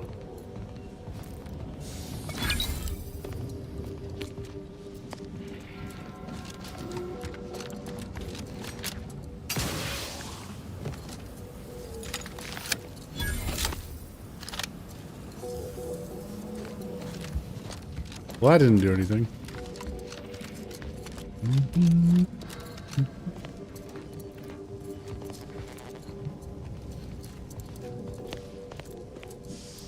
Yonarchy, actually. Actually, it'd be Yonarchy. I wonder if we can make Yago yawn by reading yawn so much.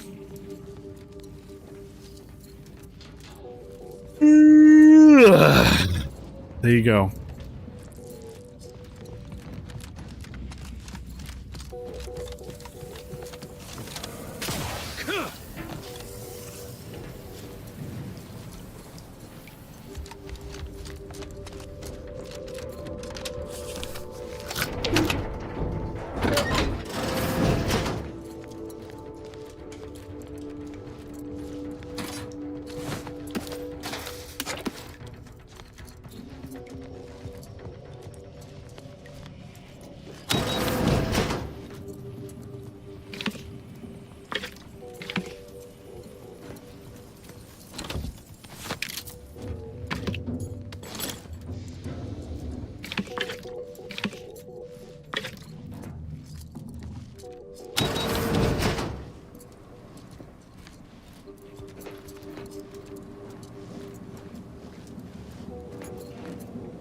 All right, should I go collect a sprat to put on the ship?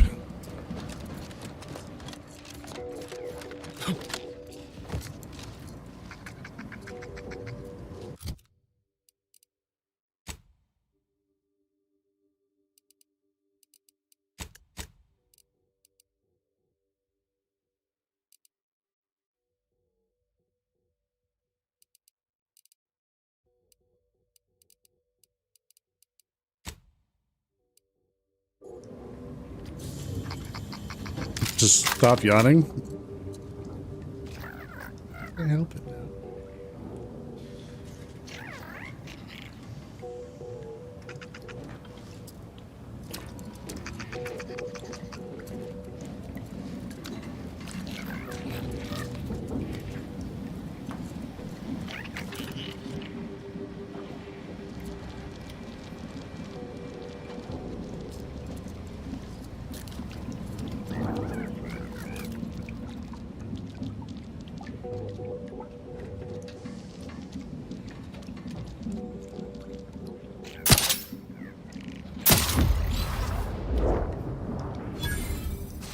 Spinner caught. Visit your ship to see your new pet.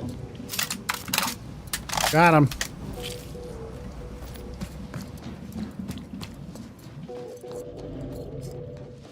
There you go.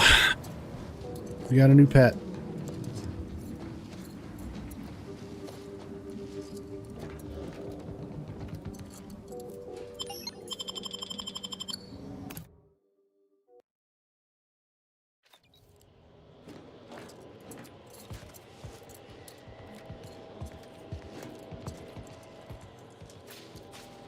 So was that it for her?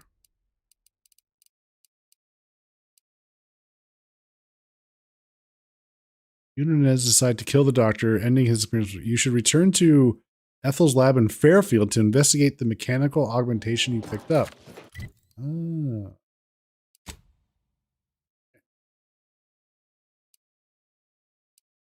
Clear the Protectorate camps. Clear out the cultists. There's going to be a whole lot of murdering going on here. Search for missing supplies is down this way. Gotcha. Lovely. Okie dokie. You had me at murdering? All right, hang on. Hold that thought. Let's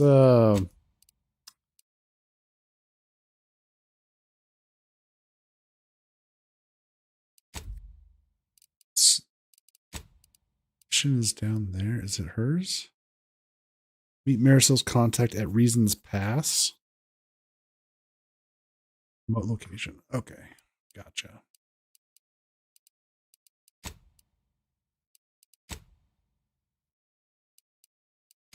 Murder.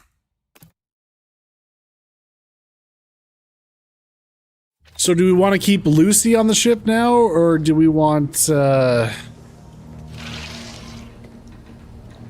the Sisty Pig?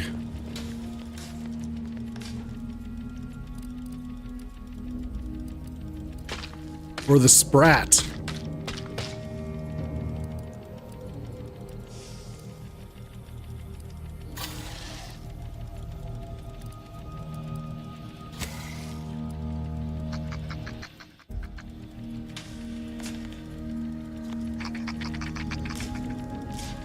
Sprat. Diego, I have good news and bad news. Okay.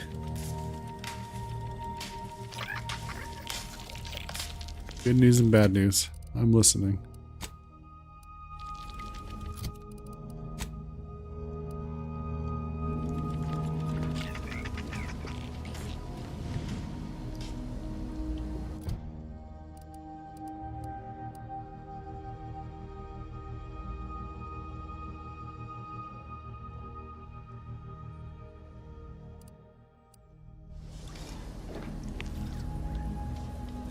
Bacon? You ate it all? No more Sisty Pig?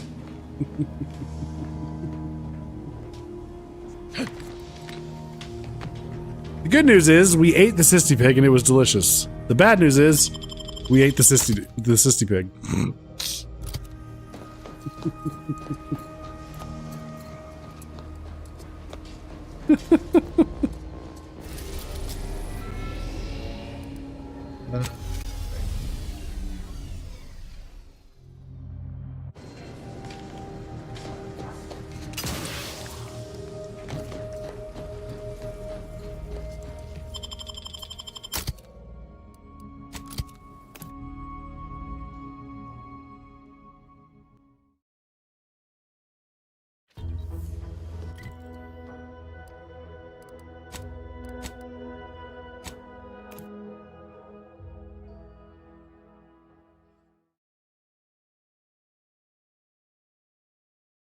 Why choose just any choice when you could choose?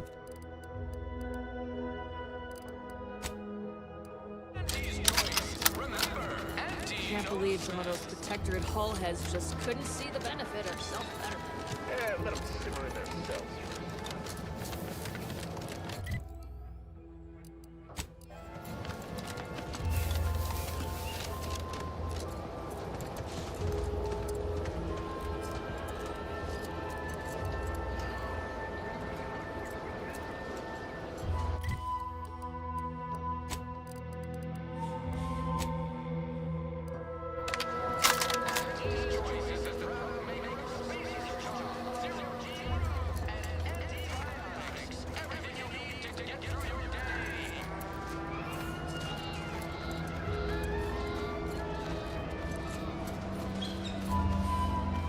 My commanding manager gave me great advice.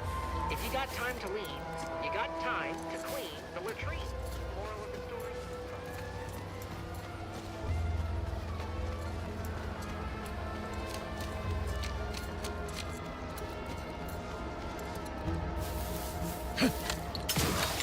Whether it's an orifice or a face, Auntie's choice makes a cream for it.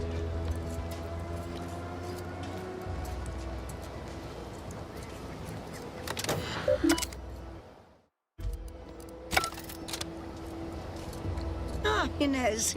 Have you come back for a tune-up? I've got just the injection for that. Freezes those pesky muscles right back into place. No, yeah, a tune-up sounds good. I got a device that might help stabilize what I got going on up on the shoulder. Ought to let me use my Graftal more often. Think you can install it? Oh, well, this device is unusual and rather ingenious, if I may say so. Hold still, dear. This should take but a moment. There. I dare say you won't be needing any tune-ups in the near future. But I do trust you'll find an excuse to come by for the occasional visit. Where did you find such a device, anyhow? What is it, dear? You look, well, a bit like you've been stung by a terror ray. I've got ointment for that too, you know.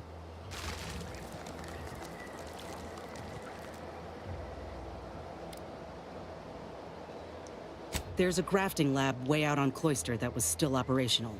Till recently. I found it, Doc. And... Law. I ain't seen any horrors like that. Still operating? Inez, do you feel all right? The program was shut down more than 6 months ago. Any further funding would be in direct violation of Auntie's orders. I know what I saw. They were brutalizing folk and creatures. Paying them no mind, giving them no honor, even if they succumb to the process. The doctor there, he killed a friend of mine. And you're telling me you knew nothing of it? Inez, I swear I didn't. That sounds... Oh, Sovereign's mercy, that sounds precisely like what I would protest with every breath.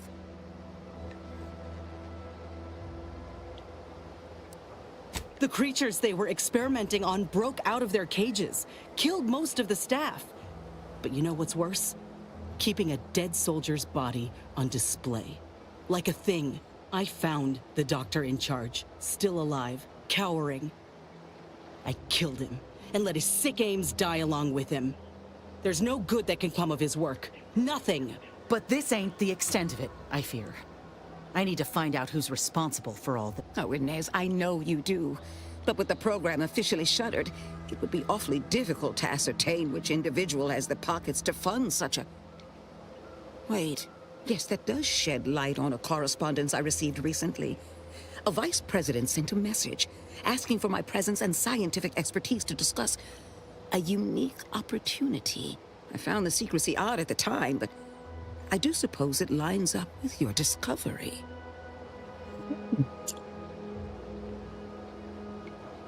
How about her name and where we can find him? His name is Willard Conan, VP of Experimental Operations. The very man who was in charge of the grafting program at its inception. He's... Oh, I know that look. If you mean to do something, I beg you. Doc, with all due respect, what I do with him when I get there is my own damn business. This is about justice, Ethel. Please. I will help you. Vice President Conan's office is aboard the Undisputed Claim, the flagship of Auntie's Choice. I do not know where exactly, as I've never been, but it's my understanding that you will need to present this calling card to gain entry. Inez, all I ask is that you remain safe. A terrible wrong has been done, but do not throw your life away to right it. You might seek justice via other means. I can't promise anything, Doc, but I'll try. Thank you for everything. Justice by other means. I wonder what that would be. Discrediting him? Disgracing him? If you let the scientist live, she gets an augment choice for the other arm. I'm surprised they don't give it to you if you kill him. She gets an augment choice for the other arm. Yeah, they didn't really say what this thing does that we got.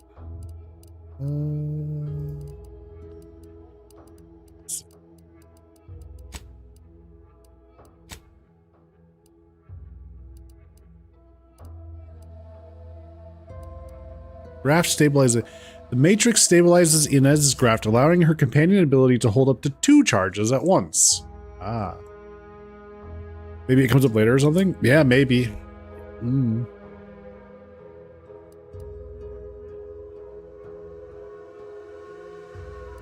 Yeah, maybe this is the thing that you get instead. She gets 2 charges. Yeah, maybe.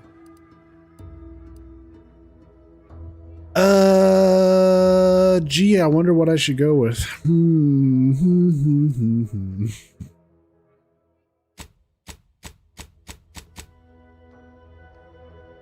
I like when the choices make a difference. Yeah.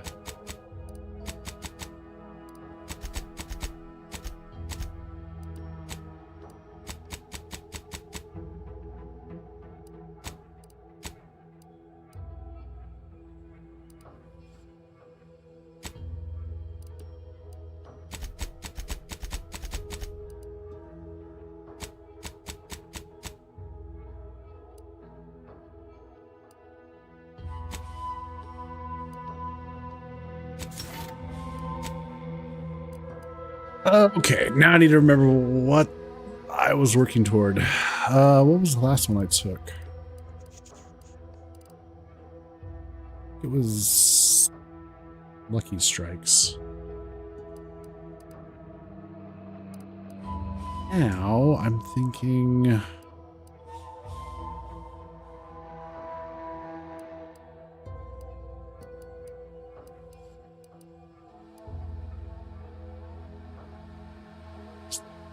Trying to remember what it was. Driving from a distance is interesting, but I don't know that it's necessary.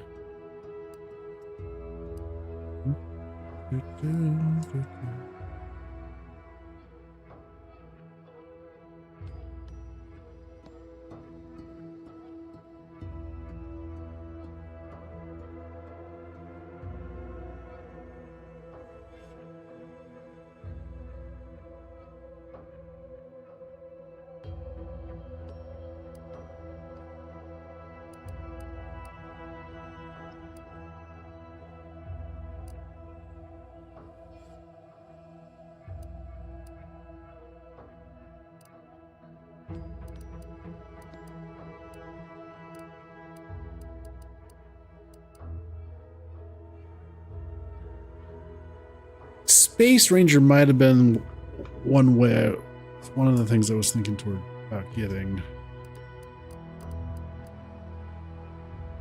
I feel like there was still something else. I know.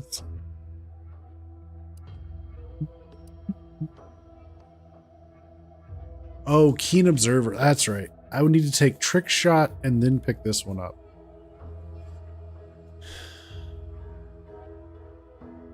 So,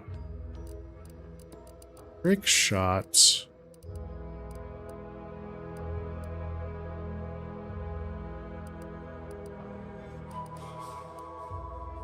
Weak Spot kills Ricochet, dealing damage to a second nearby target.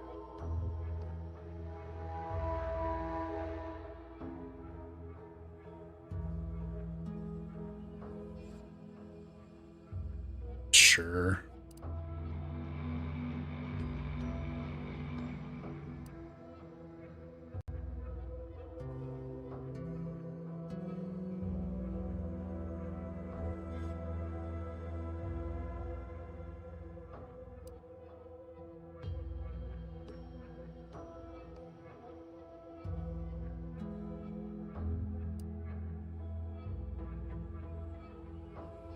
You gain bonus damage for moderate duration after swap. Yeah, Trick Shot. So we can do Trick Shot and then the Keen Observer. You gain increased weak spot damage when crouched and not moving. All right. Remind you, our shotgun already makes them explode, doing damage to nearby things. So something like this, where we get 50% damage based on our speech skill. It's 50%?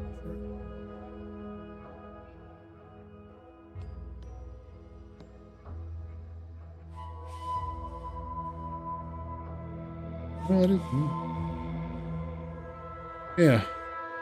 Total, just a 50% damage boost. That might be better, I think.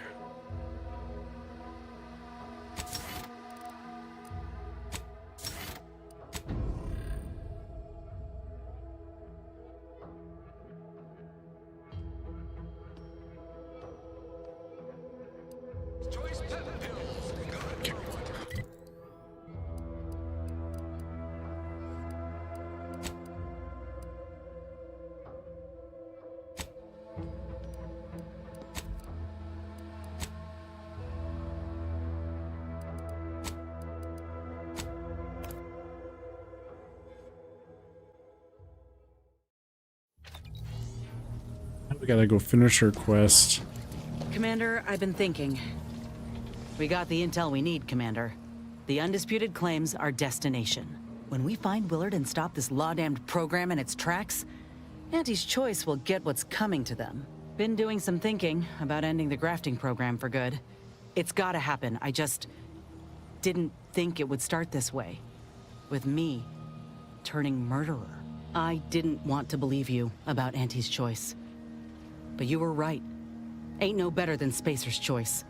Making either of them see reason is an impossibility. Our overlords had a saying in Tau Ceti. If you got a rabid canid, you put it down before it maddens the whole pack.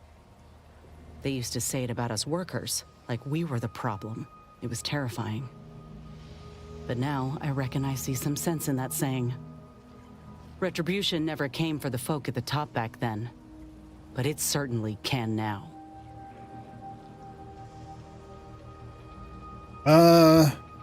Sometimes violence is the answer. This could be one of those times. It won't be easy. Auntie's Choice is filled to the brim with rabid canids. That's cold talk coming from you. You're worrying me, Inez. I don't want you doing something you're worried. What if I think I already have?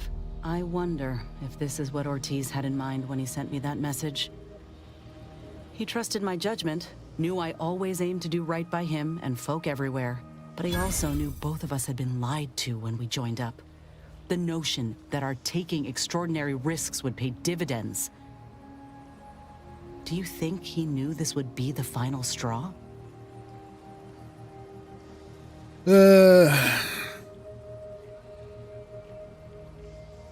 Maybe, but what matters is what you do next. Let's go find this Willard.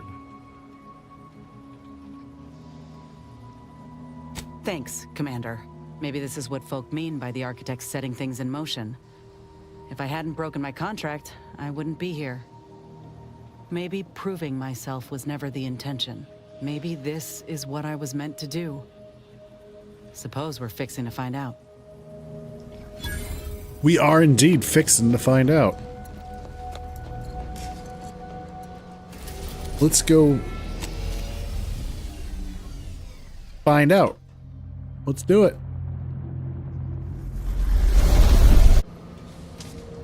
Alright.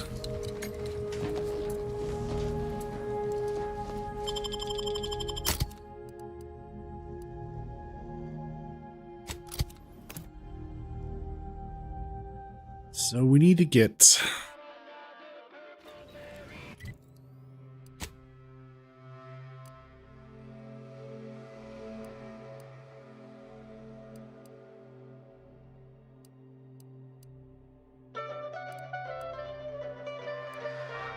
oh yeah, we still need to figure out what to do about these modulators.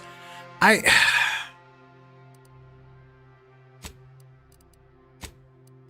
don't want to give the modulating the mental refreshment technology to Auntie's Choice. I just don't think that's a good idea at all. There's got to be another way, something else to do it. Do with that. Auntie's Choice Society is based upon, not because we worship bits, but because of the system's glorious efficacy, while the Protectorate does.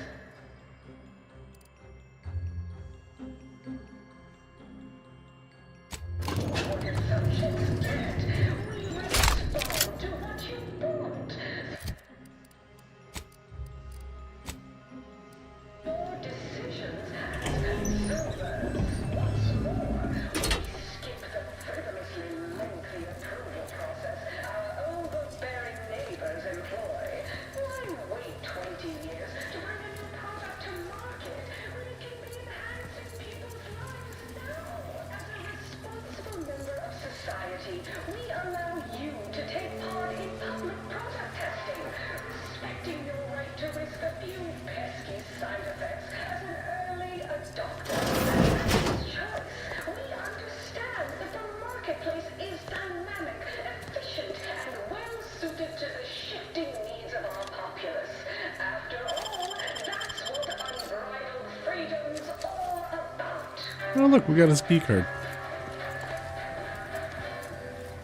I wonder what we'll get here. Nature heedlessly assembled and thusly rebetted it through artificial means. Whoa. What the fuck? Artificially enhanced existence through the conspicuous consumption of unavoidable embedded chemicals with Auntie's Choice. You cannot be here. My contract stipulates that this lab door remains locked at all times. I am not to be disturbed. Ha! That's funny, considering the heaps of times I've been called such. Hey, you hate the YouTube leaderboard? You wanted to keep your points and level me up or something. But it does nothing? Nothing. Nothing. Yeah. She's crazy. Yeah. Yeah.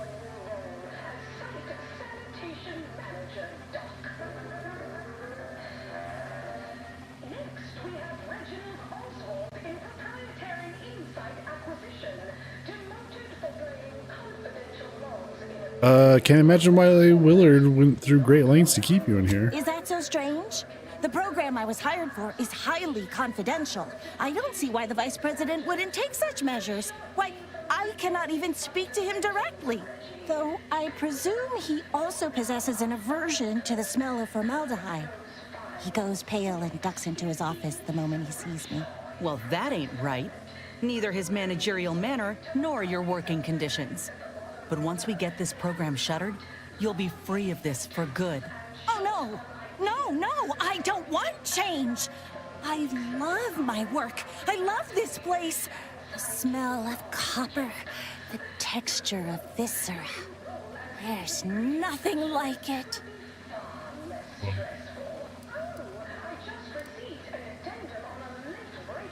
Sorry, I asked. So am I. My gut's roiling something fierce. Why this art's beauty is lost on so many folk I'll never understand. Anyhow, I've much work to do. Please ensure the door is locked when you leave.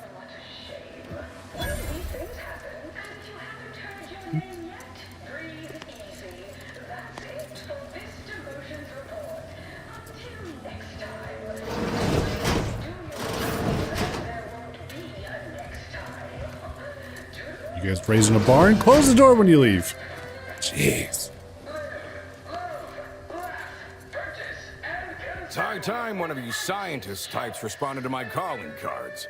The position's been open for more than 2 days, and already productivity is tanked by 149.4%. You want the role, it's yours, but I'm not budging on those hourly rates. Let me guess. You're backfilling Rasmussen's position? Or all the scientists who work with him on Cloister lying cold on the lab floor? Both, obviously. Unless you mean to tell me a graft like yours can install itself. Now, do you want the job or not? We're burning starlight. What we want is for you to cease the grafting program for good?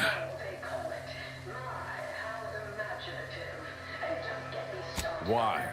Who sent you? Is it that damn Pendergrass trying to scoop another one of my admittedly brilliant business ventures? This grafting program is a law-damned abomination. I went to your lab on Cloister, saw for myself what kind of depravity your folk got up to there. It's sick. My friend was butchered by Rasmussen. And he wasn't the only one. In fact, this program's been a sham from the start. I got tossed aside. And for what? A mistake? Ain't nothing good that's come of this. It's time to call it quits. What a preposterous notion. Shall we stop producing inhalers because of side effects? Or shut down all food factories because one severed appendage finds its way into packaging? No, certainly not. I am not to blame for whatever inconvenience you experienced as a first edition patient. To quit now would be to toss aside all our progress.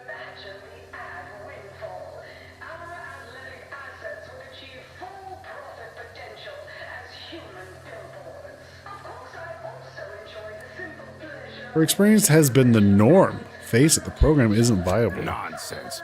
I have myriad data at my disposal to dispute such a claim. Don't matter to me what your plans are, or what you think you might accomplish. You've hurt too many good folk, and I've had enough. I fear you've gotten too negative an impression of this work. Hear me out, will you? Allow me to assuage those fears.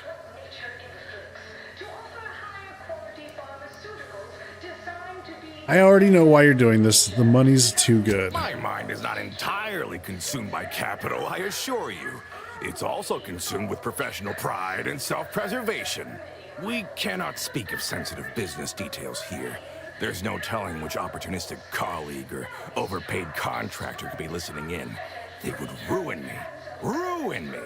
Meet me in back deck steerage. Take this pass for the tram. And for law's sake, make sure no hanger-on follows you. Especially that assistant of mine next door. Chin up, dear. I believe I'll change your mind yet. We'll see. Seen this song and dance from all manner of suits before. Reckon he'll try to reel us into a ridiculous scheme, or bribe us with bits or booze or what have you. But this'll make it easier for us to intimidate the bastard into stepping down. Ooh, I relish the notion.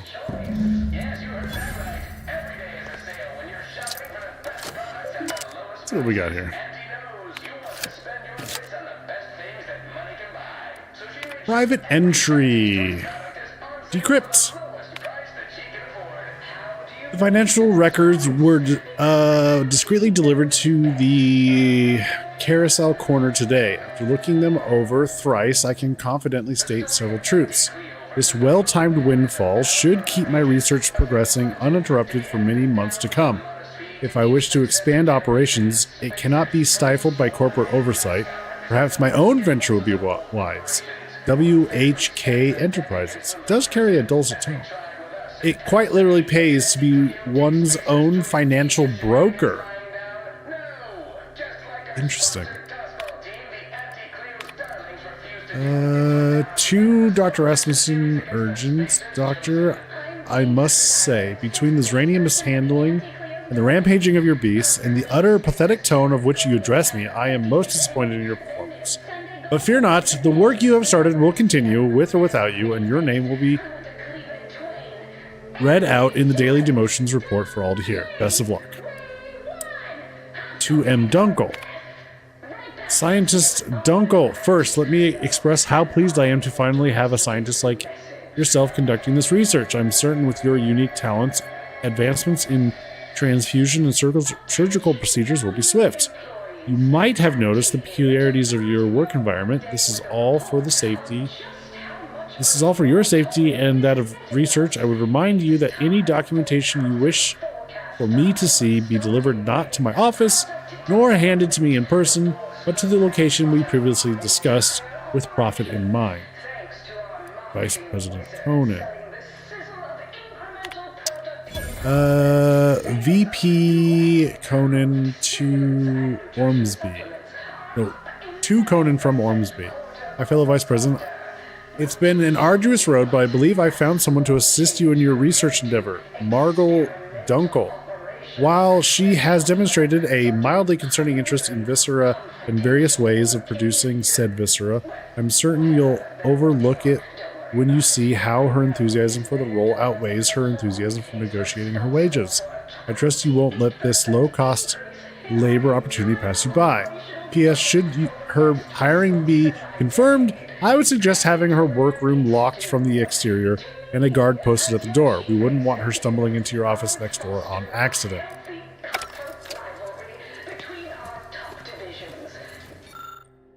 After taking a closer look at the chalkboard scribblings, you realize that it's a record of rapidly depleting research fund. The fund is estimated to reach 0 bits in the next few months. Oh.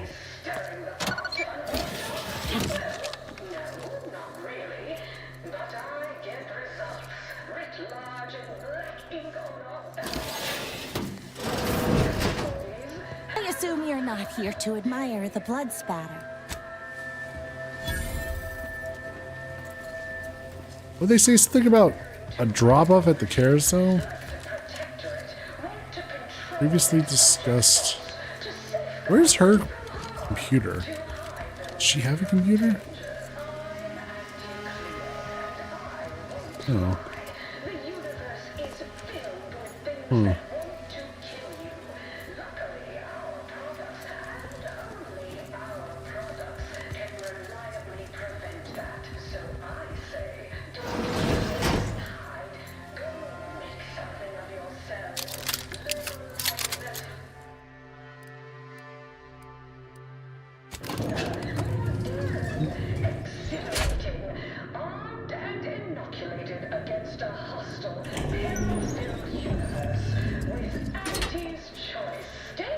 Hey, Texas Ranger.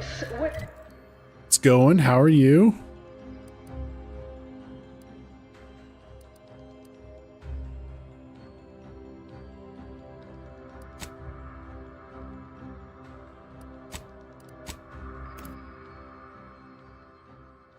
Doing all right? Excellent. Excellent. Tramicular, arriving any moment now. Approaching station. Ah, you came. Foolish, aren't you? Thinking I'd reveal my secrets to the likes of you. Ha! Contractors, now's your chance. First one to kill these imbeciles gets a one-time Immunosol discount.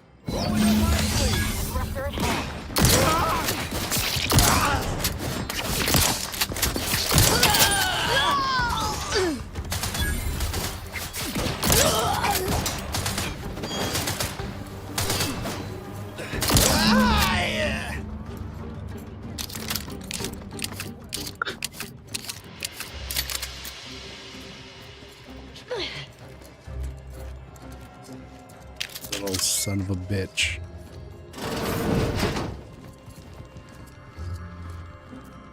I knew you'd come through, my good Biff. That discount will be applied to your next purchase at the commissary, but cannot be combined with other... Ah! You're still alive! Ain't gonna be that easy to get rid of us, you idiot. This how you treat all folk who approach you in good faith? No folk have ever made it this far. How did you get past all my contractors? They were heavily trained and heavily expensive. Okay, one last chance, Willard. Resign. Shut your program down for good.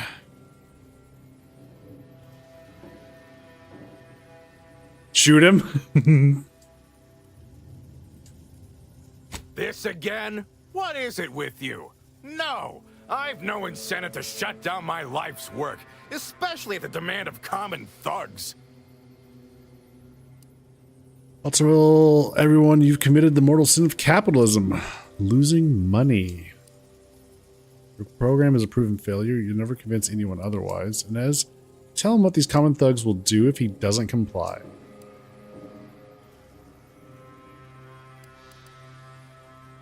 Interesting.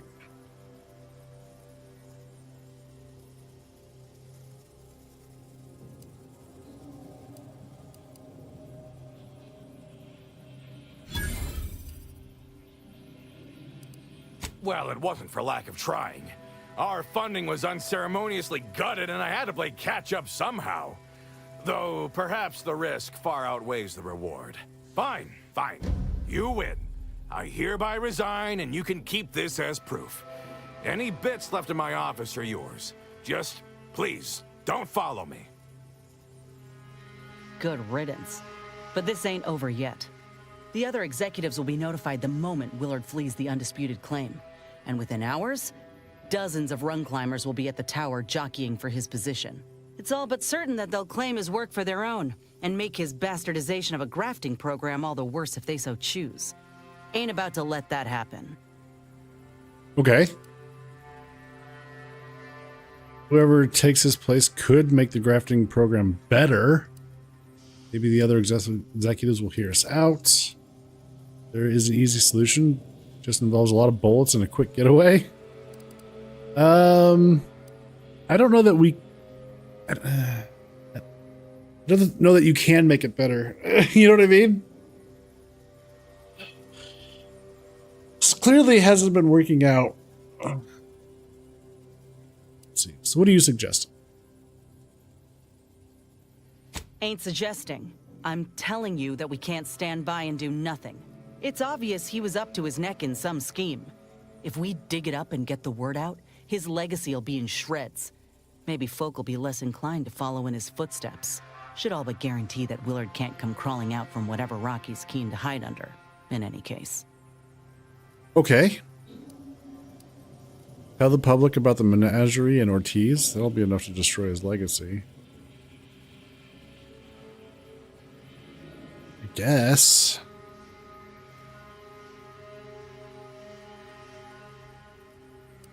It's too many maybes. We need something fail-safe.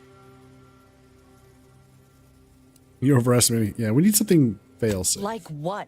Far as I can tell, our options are to either sully his reputation or attempt an appeal to folks' better nature, if such a thing even exists hereabouts. And no, we can't just shoot our way out of this problem. We let Willard go quietly for a reason. Right. Shady business dealings won't rattle folk, but hearing the truth from one of their own would. Let's dig up. So do we sully his reputation or...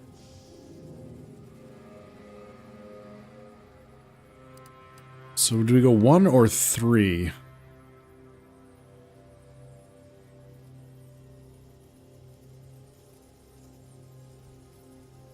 we sully his reputation or try to appeal to everyone else?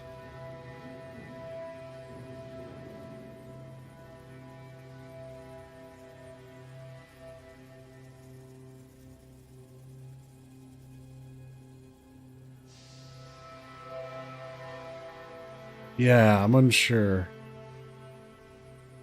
I'm leaning toward this option where you need like it requires a certain skill point. Those tend to be the better option, like the option with the most payoff because you've invested those points, right? Let's try this. Perhaps. Evidently, when a number keeps going up, everything else is drowned out. Might be time to change that.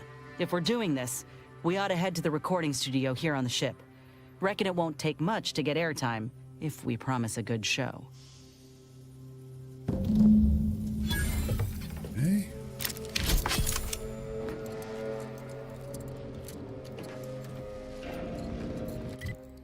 All right. So we gotta go up to the recording studio.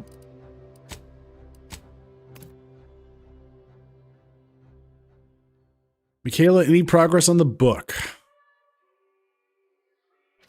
Tramicular, arriving any moment now.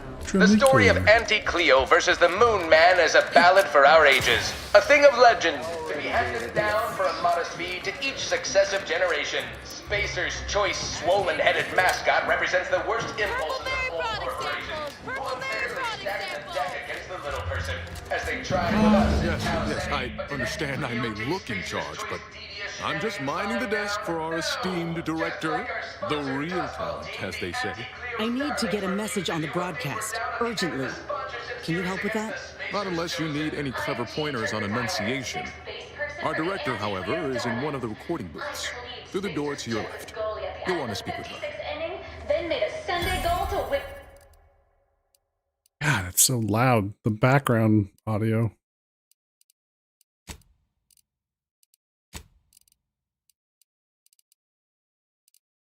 Is that...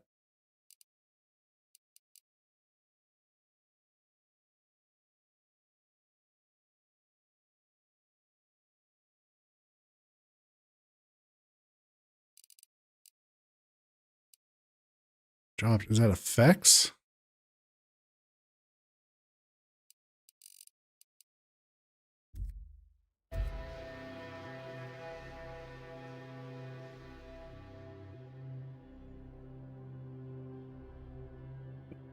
Yeah, it's effects.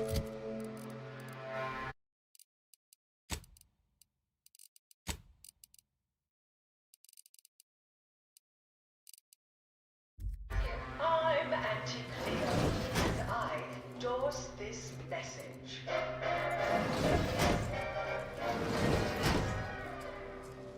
Attention, boys.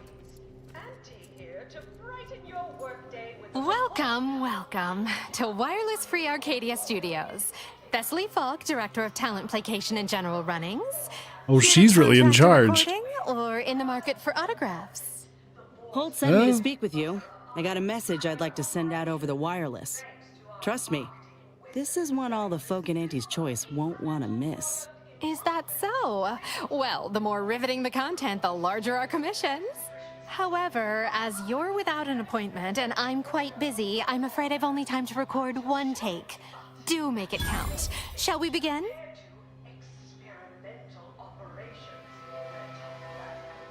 Okay. Glad we're in agreement. I'm here to tell the world about the pain caused by a prominent vice president. I'm hoping my story can change our company for the better. That's quite the bold claim. Now remember to speak into the mic, dear. Enunciate clearly, but with feeling. Inhabit the words. Be the message. Joining us today in the studio is a very special guest and rare specimen indeed, a grafted soldier. You said earlier you wished to tell all of Auntie's Choice about the pain a certain vice president caused your pocketbook. Isn't that right, Inez. My name's Inez. And, that ain't quite right. His program didn't harm me, not really, but has done to plenty of other innocent folk. He illegally ran a back alley grafting clinic secretly. A friend of mine is dead because of it. And so are many more I'll likely never know about. Well, that's a whole lot of nothing to go off of. What caused this death, huh? Explain the horror in detail, if you would. And quickly, before that is, our listeners, get bored.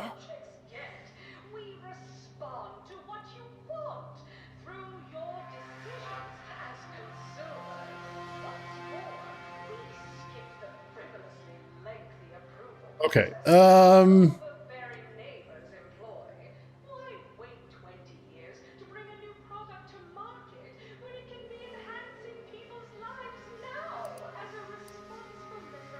Have a heart. This is difficult for Nez to talk about. A heart. Yes. Familiar with the metaphor, but you know, I don't recall agreeing to include you in the interview. Anyhow, where were we? You were leading to something abhorrent and specific, yes? I'm pleading with Auntie's Choice. Leave the program behind. Nobody else got to suffer the horror that I've seen. Folk deserve better than being treated like products. We matter. Ugh, who wants to hear about all that?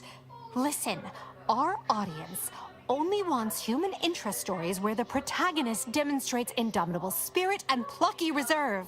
They don't want to be impelled to act. Our role is to simply inspire a sense of feel-good inertia. I mean, sorry about your trauma, hon. Afraid it's just not marketable.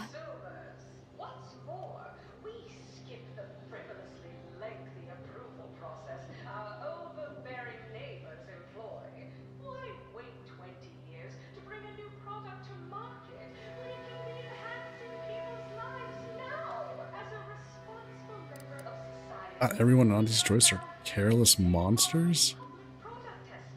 I'm not saying I feel that way, dear. It's the market. You know, it can be so cruel.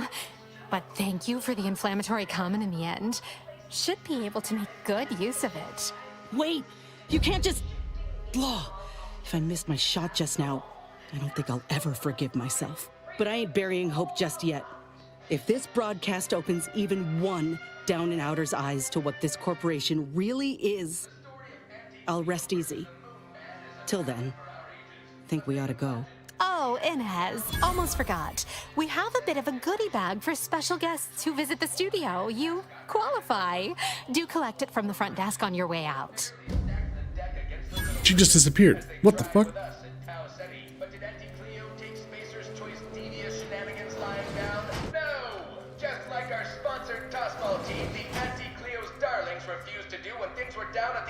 Nez's advanced mod kit. I'm Jean Turker-Tyler, 6th base person for the Anti-Cleo's Darlings. I cleave space. So, did we do it?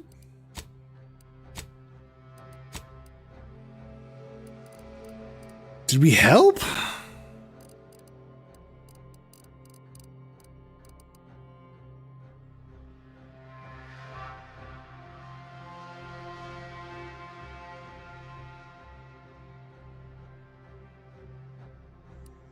Goalie at the end of the 56th inning, then made a Sunday goal to win the game. Whenever I see Purple berry product samples! Purple berry product samples!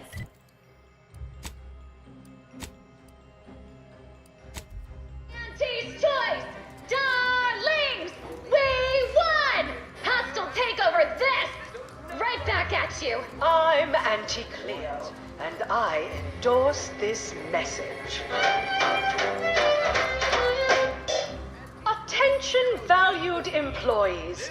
Auntie here to brighten your workday with a report on just how much money your toil is netting us. It's time for profit forecast time, starting with product development, the borscht loaf and butter of our entire operation. Thanks to our marketing wizards selling the sizzle of incremental product improvements, sales of new and improved stimulants and nutrition supplements are up 11% quarter over quarter. Not too shabby, but that's small change compared to experimental operations, where top lab coats are doing pioneering, confidential work in Well, whatever they're working on, don't worry about it. All I know is their department alone is responsible for a 28% increase in our entire operational budget for the next fiscal semi-decade. Credit where it's due. To me, as your chief executive, I've fostered a healthy, cutthroat rivalry between our top divisions. Jealousy, hard feelings, really stirring the pot. Unorthodox? Well, no, not really. But I get results, writ large in black ink on our balance sheet. You're welcome, employees. Have a profitable day.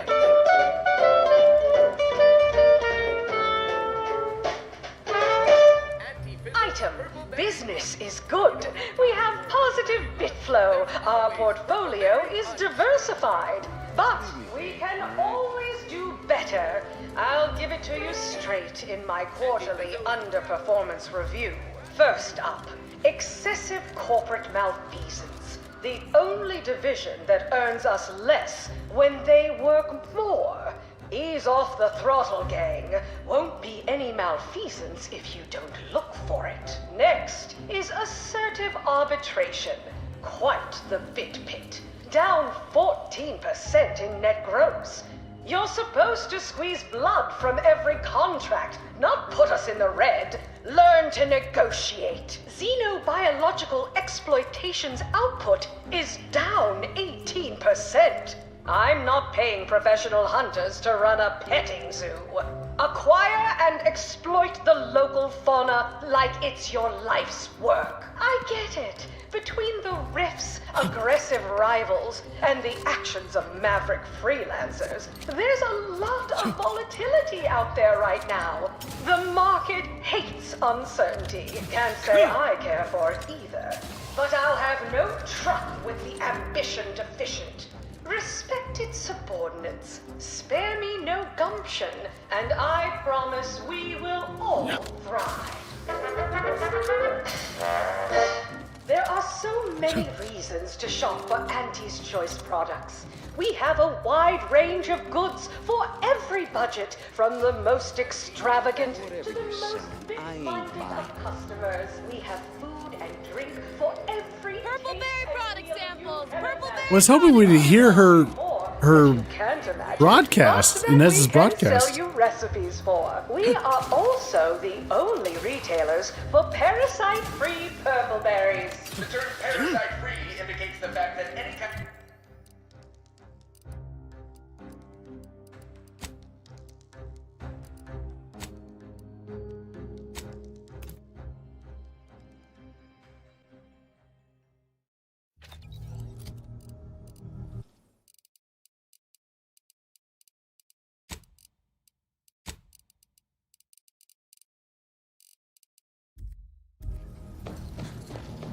Have time for a chat, Commander?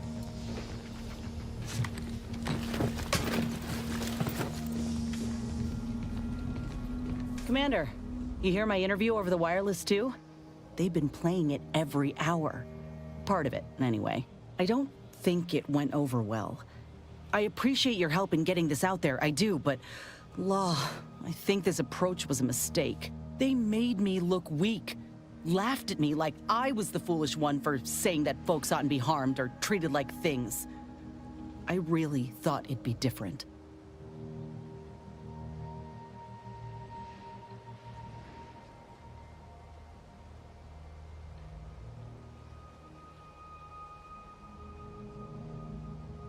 Is there a better option to have gone through with this? I don't know. I'm not sure where we would.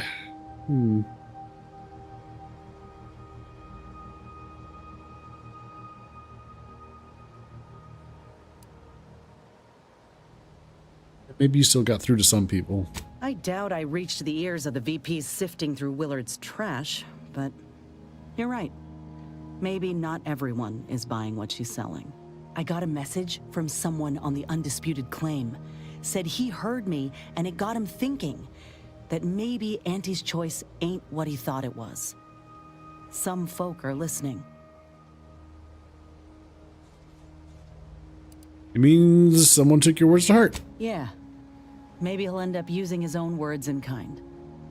Folk will open their eyes to what kind of ring they're fighting in.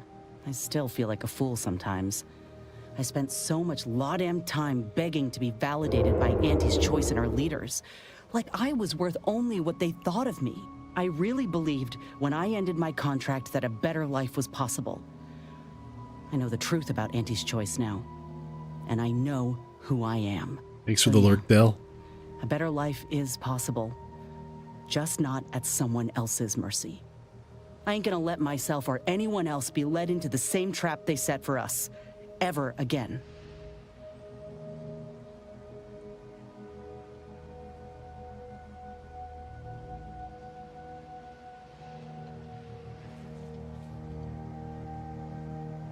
You're worth more than Auntie ever knew. Remember that. I will, Commander. Anyhow, that's enough sorting my thoughts for the moment. We got a galaxy to save. Uh-huh. Alright, well. Guess we've got her upgrade. Okay, Inez. Apparently I never put them on. Wait, what? Really? Okay, medical biobear. Inez's weapon now deals corrosive damage in addition to slightly increased damage overall. Or Inez's weapon is much quieter, reducing the likelihood that enemies attack her. It also has significantly increased damage.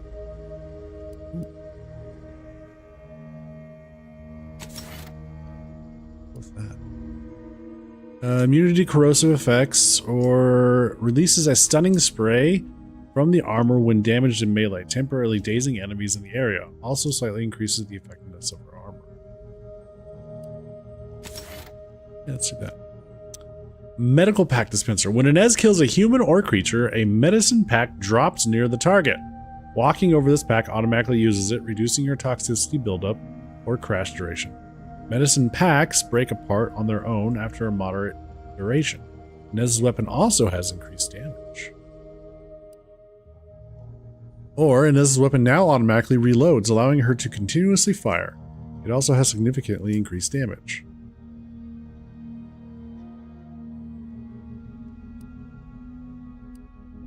What's that? Inez's combat drug auto-injectors now also grant her temporary damage resistance. Also slightly increases the effectiveness of armor. Or Inez's combat drug auto-injectors now also grant Inez temporary bonus damage. Also slightly increases the effectiveness of armor. Woo! Now. That armor. Cool. Okay.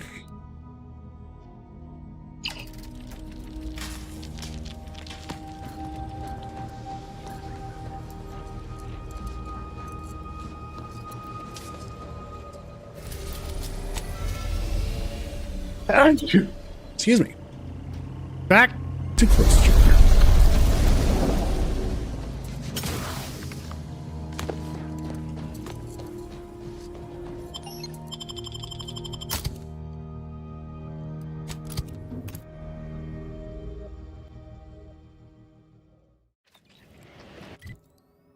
Alright, so we need to go do a bunch of murdering.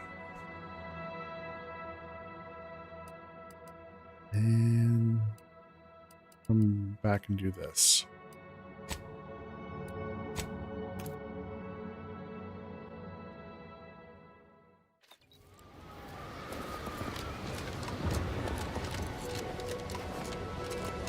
Words. Michaela wants murder.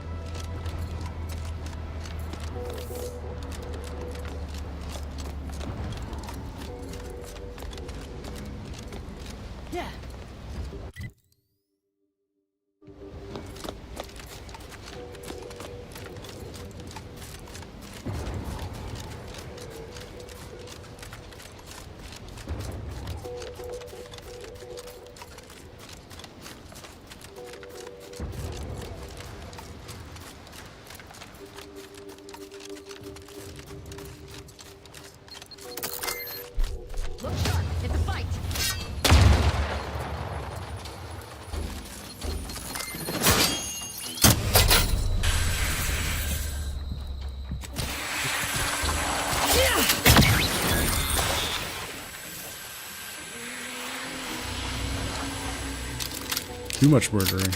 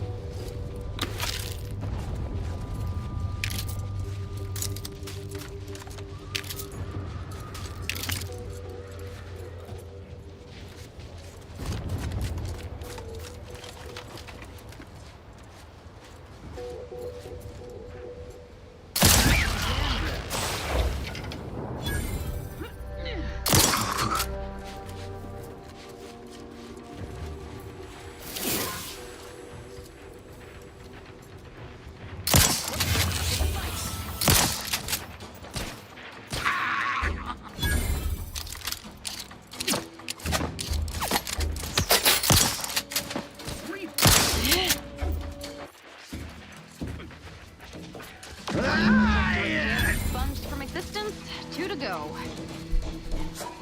Yeah.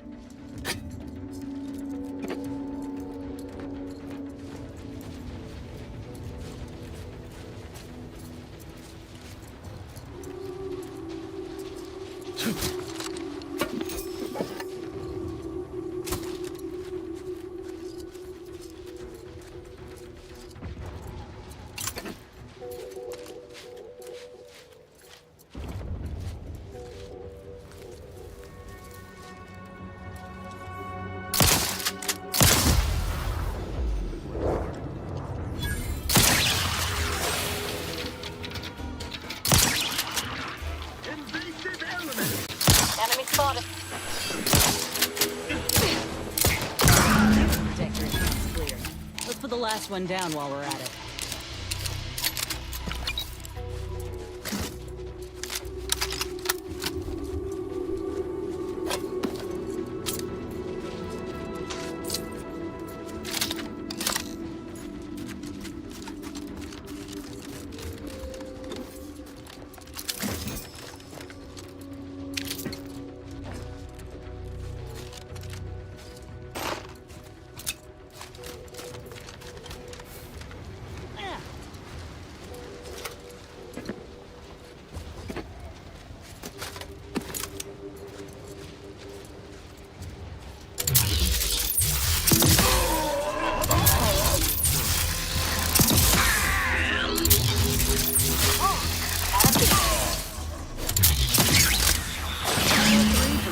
Cancer does it. Andy's forces ought to pay handsomely for a job well done.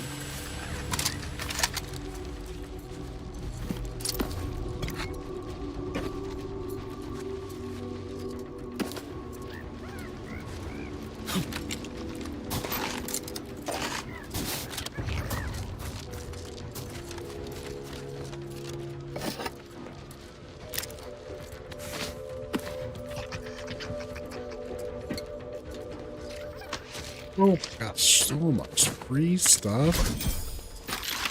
It's fabulous.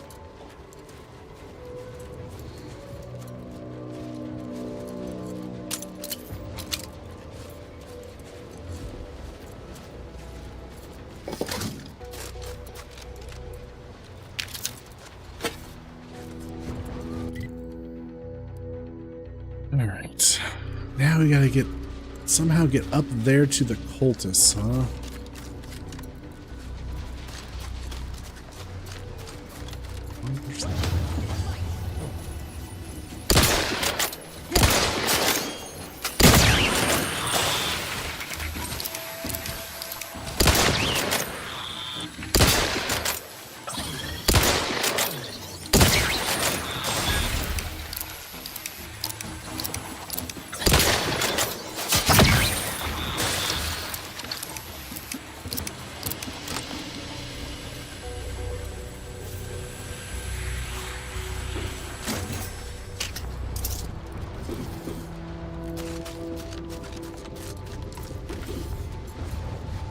Yes, there's mines set up everywhere.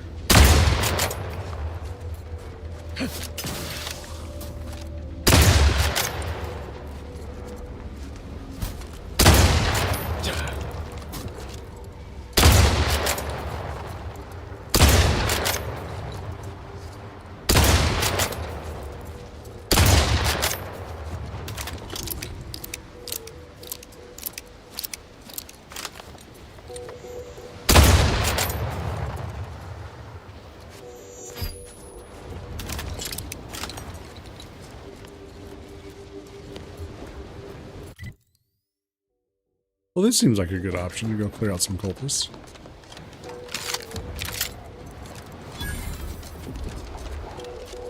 To murder and mayhem.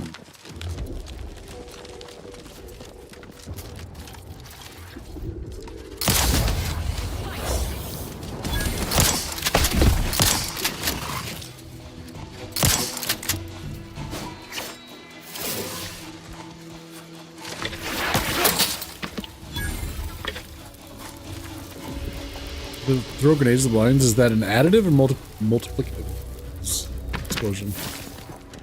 Question. Trying to remember to do that next time I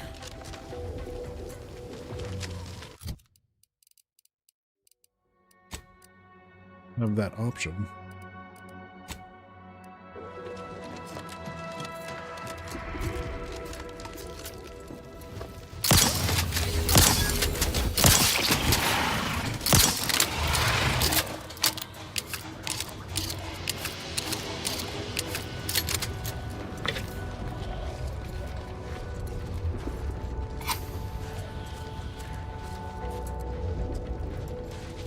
The door is barred shut.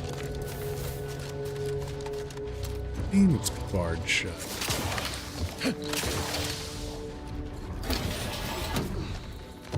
Huzzah!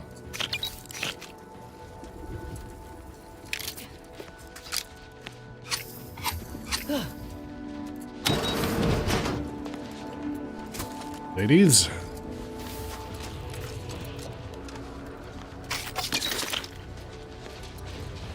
Yoink.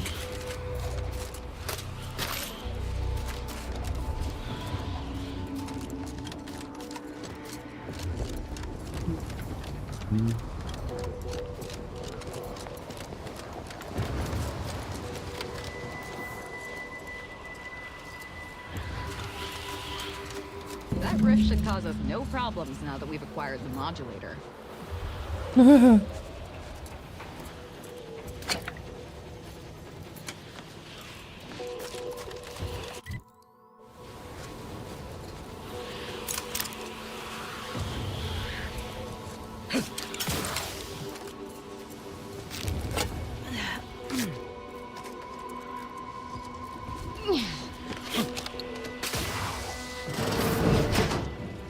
Hello, anybody home?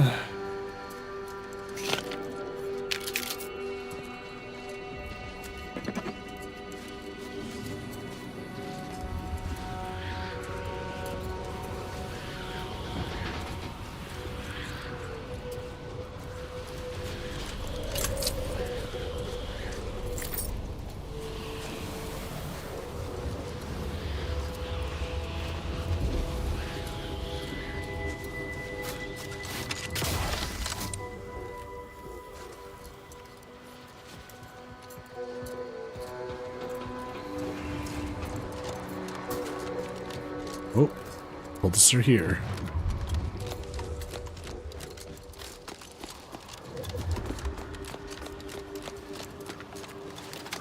Dawn. The traitor is here. Attack! You ignorant fool! I have to kill you. Almost.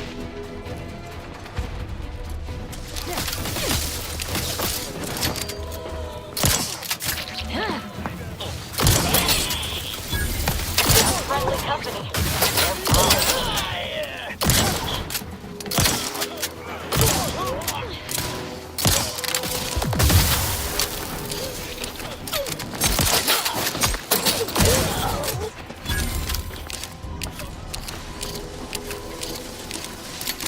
Let's get you healed. Happy to help. Discreetly. Someone call for a medic.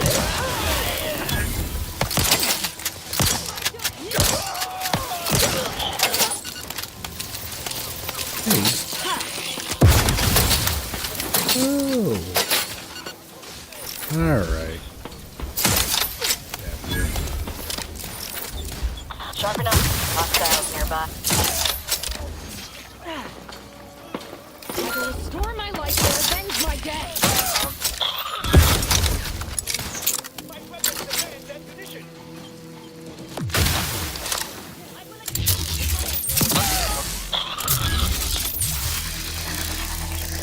Show me your face. Show me your face.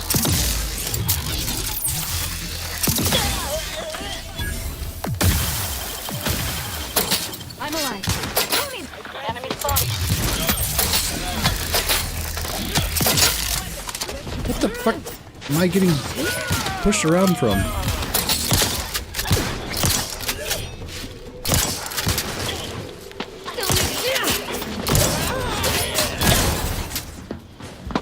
What in the fuck is happening to the glorious dawn?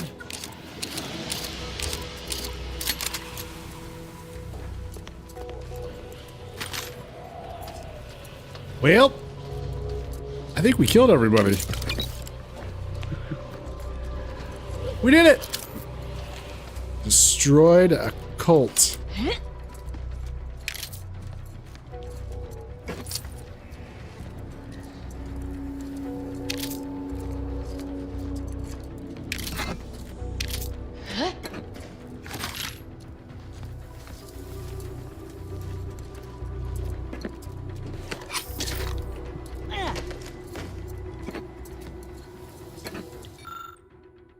Very serious case of negativity. This morning, I found Proctor Turing cryptically slumped before his desk, an enigmatic look upon his face. Proctor, you appear really negative today. What is the root of this dour expression?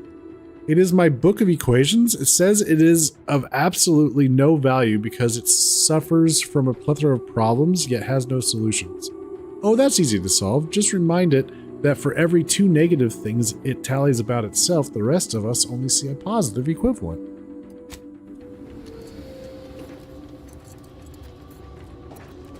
Two negatives make a positive?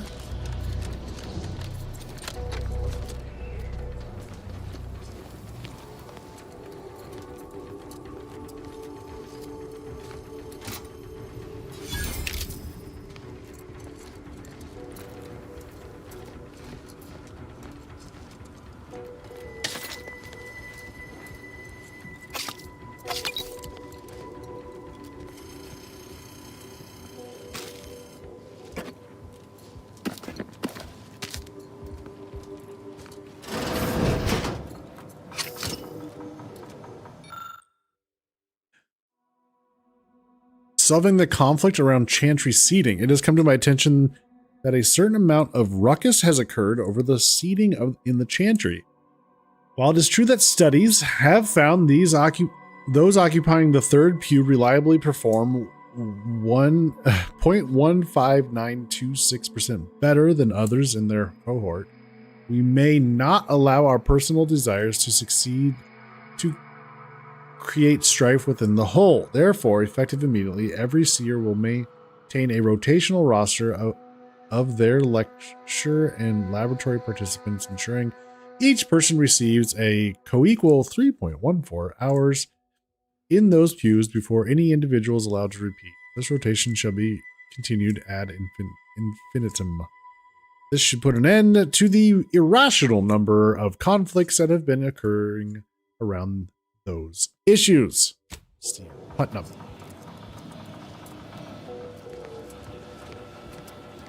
Equitable and fair.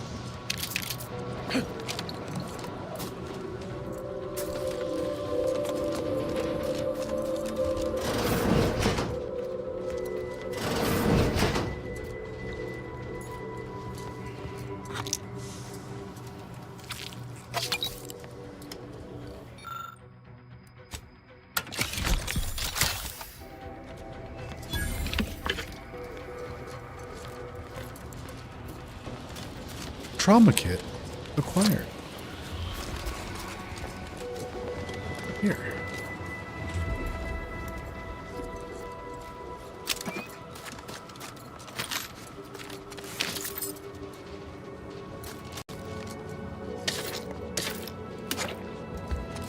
Looks like a altar? I found what I was looking for. No need to continue messing with the Dawn's communication devices. Alright.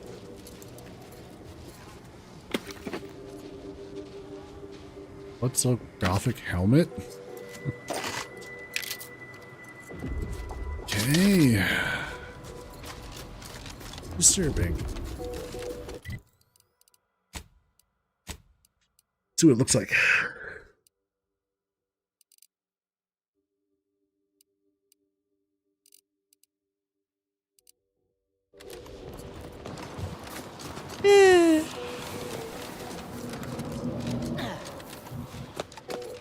Alright, we've been to the saloon, we've been to the medic, Grand Unified Depot.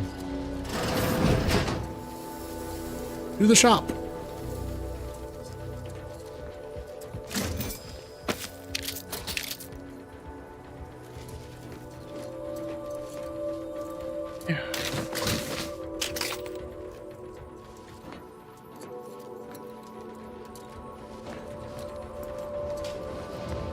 It's to Machine Works? The Machinist. Fossil Cultist Armor.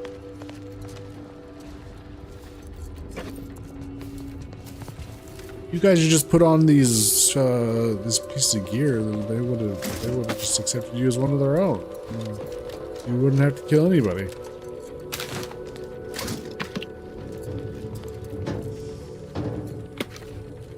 Which I say poppycock. Yeah.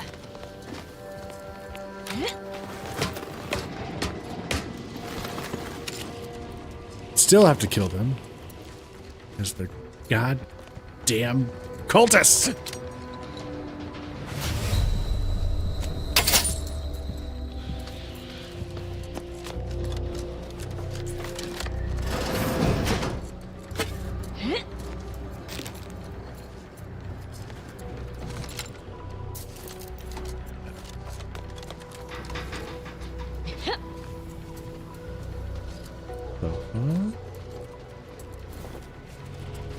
What's this place?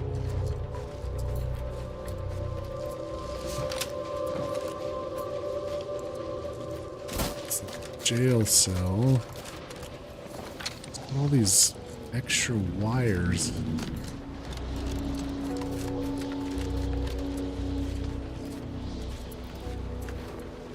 There.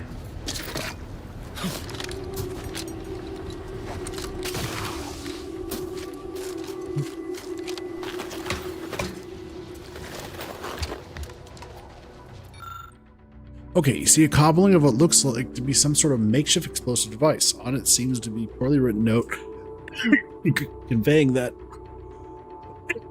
This may be the only way for the Glory Stone to get inside one of these sealed doors.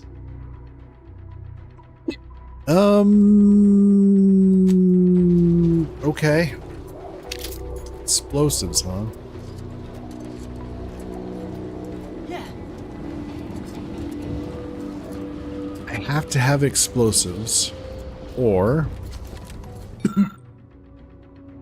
the convict background, or the incendiary chef perk. Well, shit. All right. If I remember, next time I level up,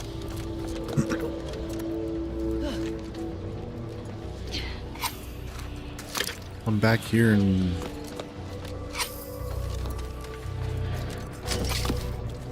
guess blow open that door.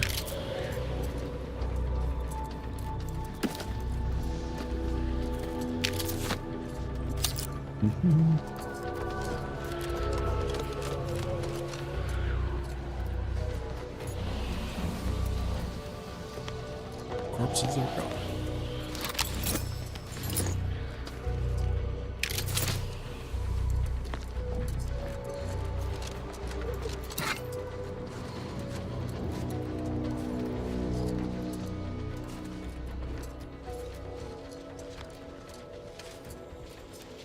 Wait a minute.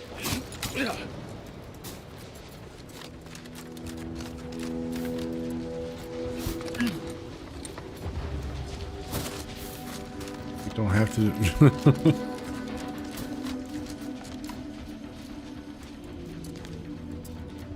Okay, we got in here. What is that?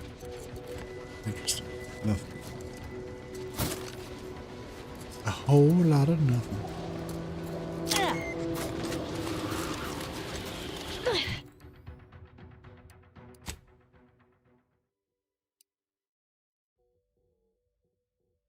Complication with the Computronic cerebrum. Cross the Rift Bridge. Okay.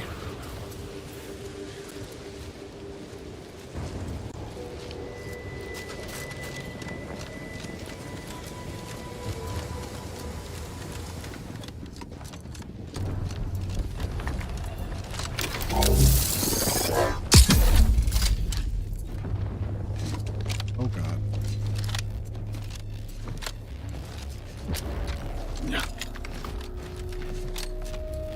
And I missed. I knew I should have just walked. It just would have been better to walk. Instead of trying to rush.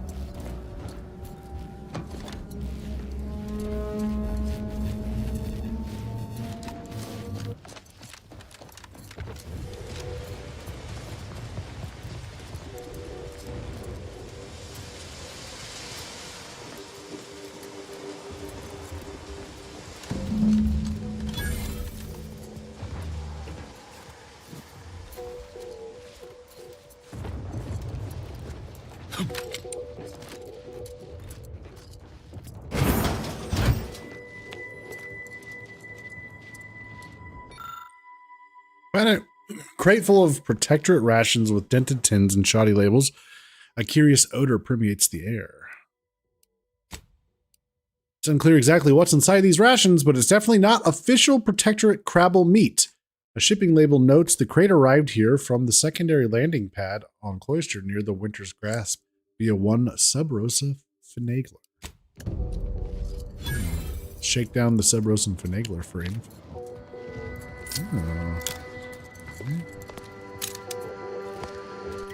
Oh, yeah, I guess this is main story, isn't it? Oh, you're right. This is main story. I was thinking we were still dealing with sub stuff. Yeah, you're right. How dare I?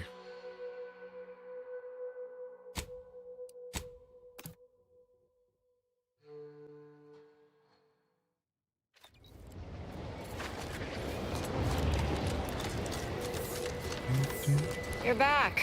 Was beginning to wonder if you'd gotten buried in a snowdrift. Did you kill those yay-saying bootlickers good? Killed them well.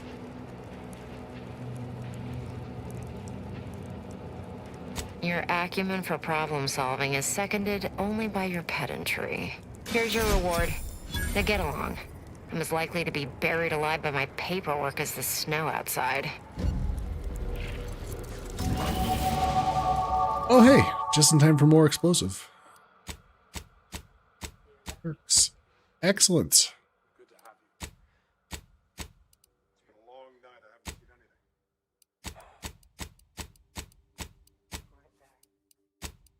All's quiet? They're sharp.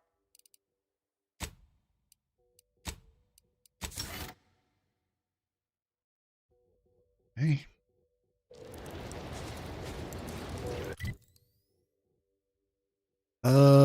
So we got another complication with the compute. Yeah, I just don't understand where. What's this? Oh, the mystery rations are over this way. Oh. First off.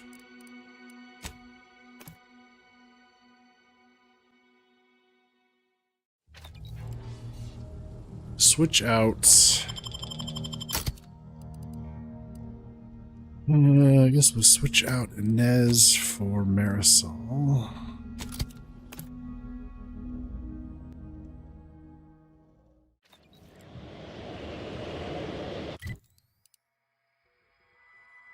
Then we need to this direction.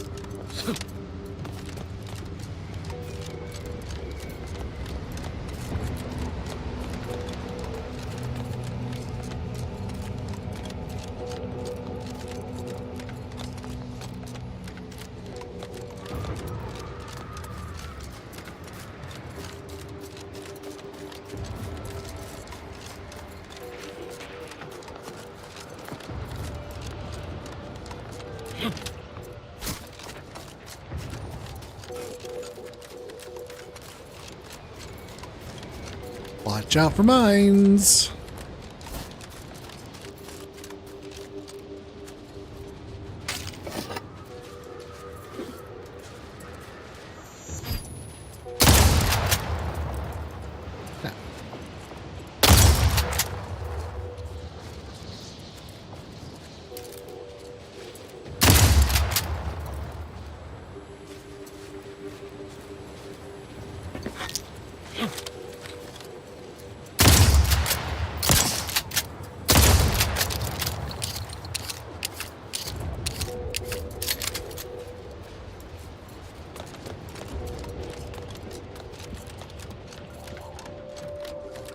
Oh, that's right. We already been through.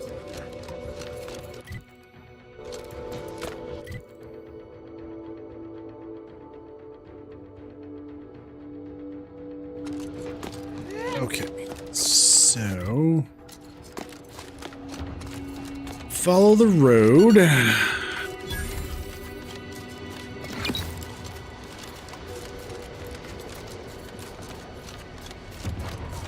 I guess it's more of a trail at this point.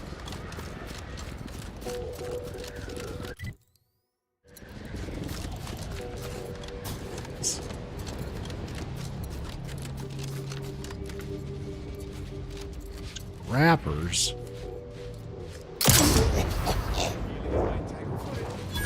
Better sit down before I fall down. Enemy spotted.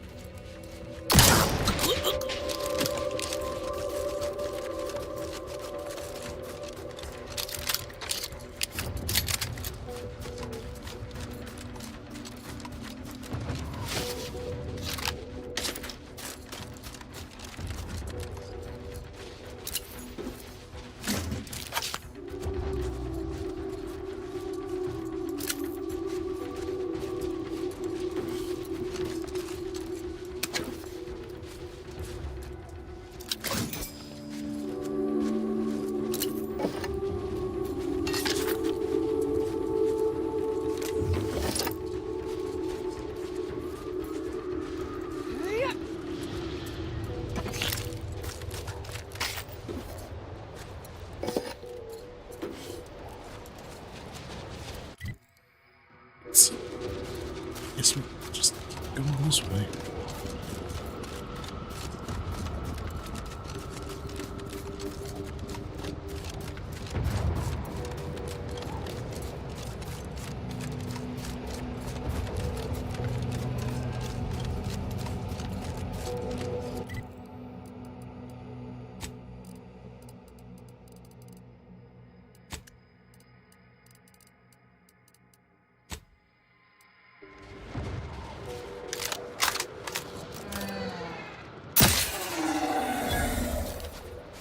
New pet.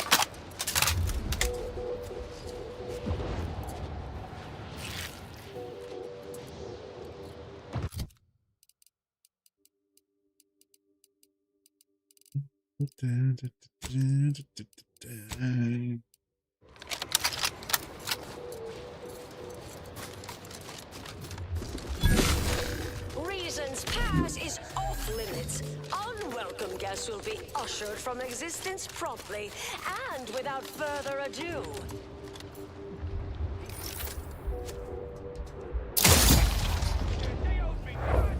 First, it was Auntie's choice, then the Protectorate.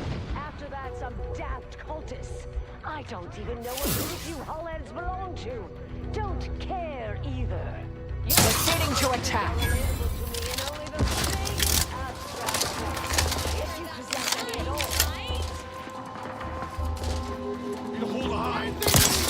Aggressor at hand.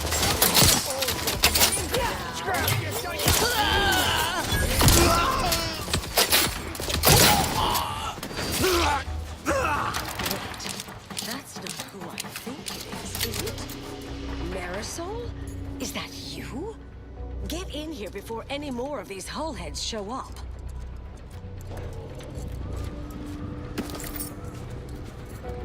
All heads.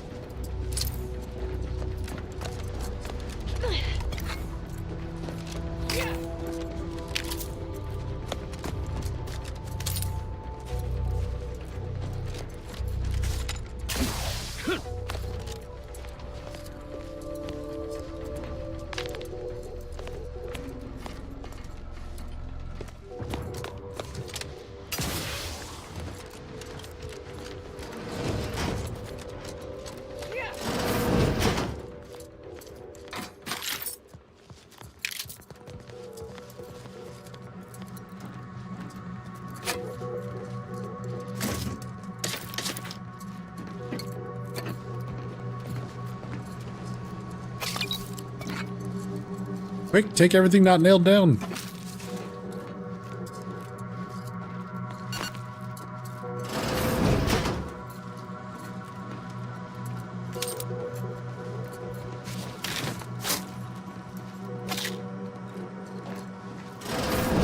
Marisol, you're here.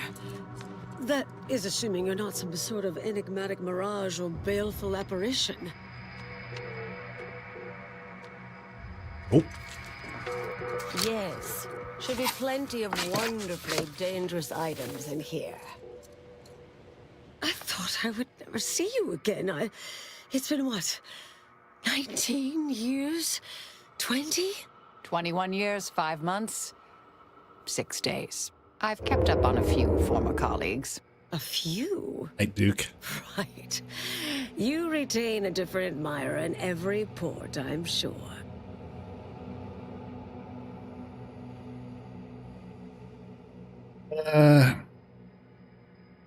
Never thought anyone could make Marisol squirm like that. Yes. These are my colleagues. They assisted me in a matter regarding a conspiracy headed by a cabal. It was all rather involved. My identity became revealed after I'd been undercover for a considerable time. You were flushed out? What other low-probability events have occurred since... Oh, wait, I'm being rude. Forgive my atrophied social graces. I shoot most of my visitors lately. I am Anais Bujold. Welcome to my backwater ramshackle abode. Seer Anais Bujold. No one's called me that in, well, you know exactly how long, apparently. If I'd realized this was a formal visit, I'd have worn my fancy killing clothes. Charmed, I'm sure. Commander Gregolian extraordinaire.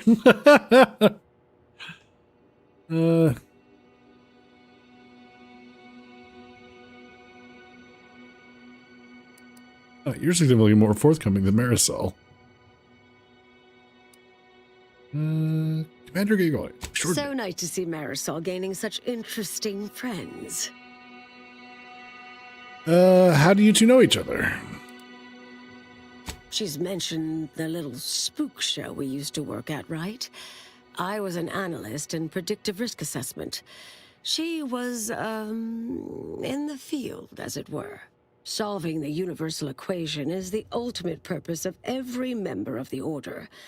Our express remit was to identify events that could delay or derail that. Once an issue was identified, I'd be assigned to address it. At a certain point, I became one of her assignments. Whoa. You became a target of your own department?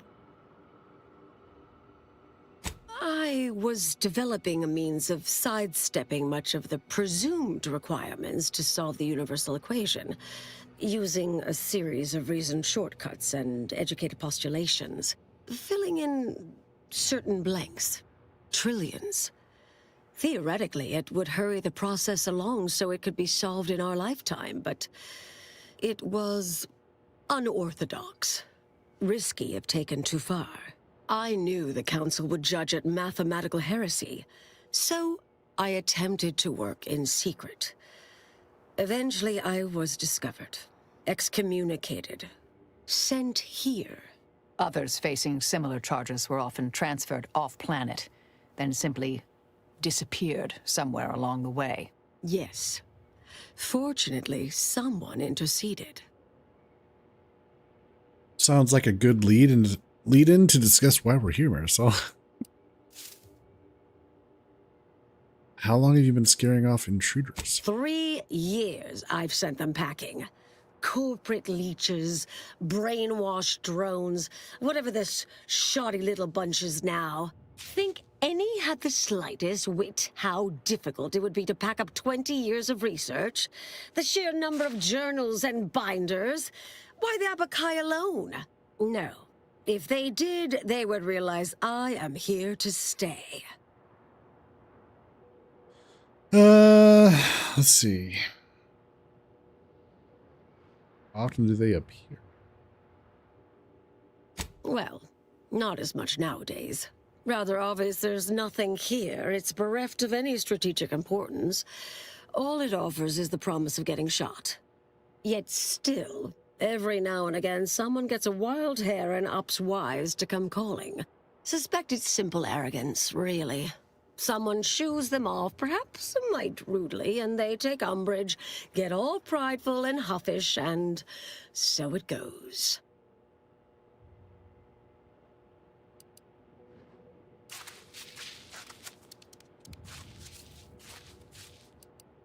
We should get to the reason why we're here, Marisol. Yes. With ample time to think, I've come to recognize I made an error. Really?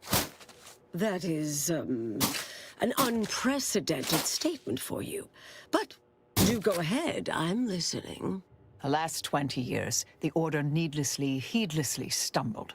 First, Antes invaded, then the Protectorate. We lost the Archive. Twice. Had your work continued, I believe we'd have remained closer to our true path. If I had ignored the Council's command. It was a mistake. I miscalculated. If not for you, I'd be dead right now. And you were right to shut me down. My research was dangerous. A serious threat to the entire universe. I know this for certain now. I've run the numbers. Repeatedly. Okay, good. A good almost apology. All done then? Time to go? No. Need the archive to perform calculations of that scale? Had to do all my calculations long form, free of computronic assistance. Wouldn't advise it, but I've been here on my own for decades, and I remain a reasonable statistician. I calculated what might occur if my work was completed, and there is a troublingly high, statistically significant chance of things ending. Everything ending.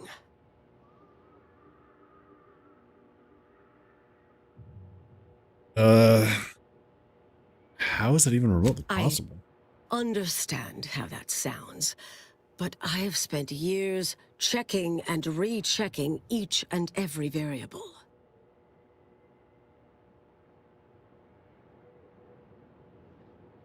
Honestly, I can only wrap my head around one apocalypse at a time.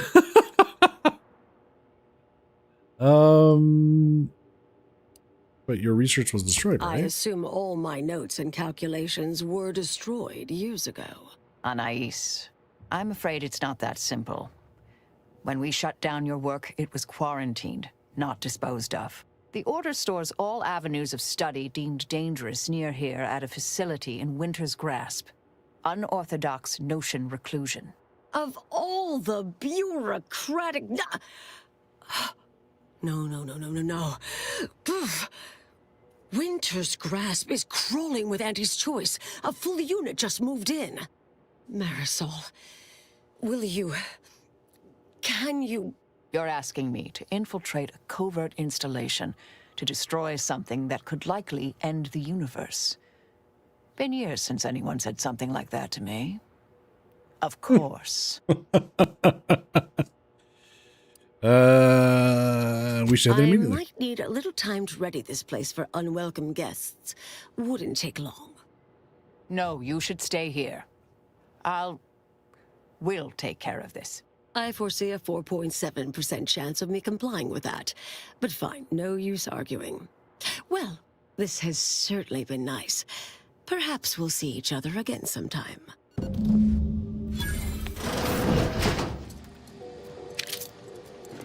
Hey.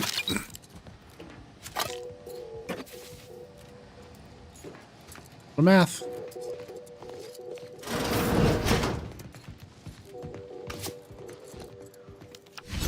Ball card.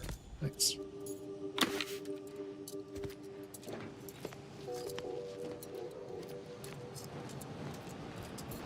Please remember to look up, folks.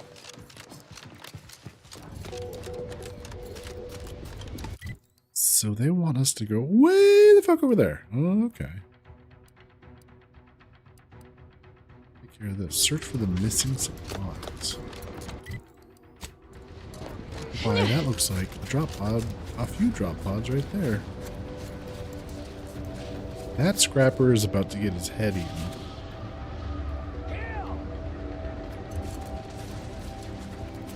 Okay.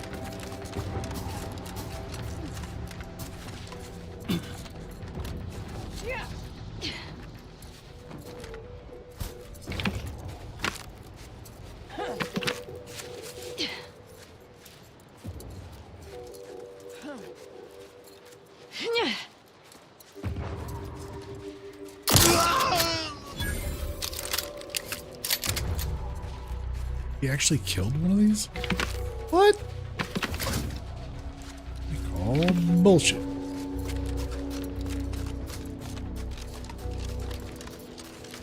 So one of these pods has the shoes or something.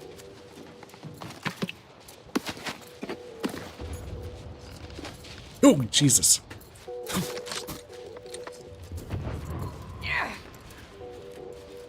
That got me. My own companions just appearing in front of me.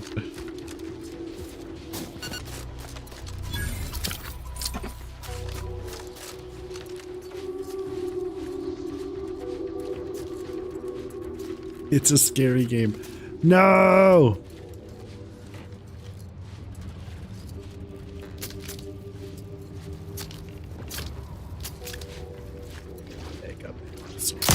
Bam! Dead.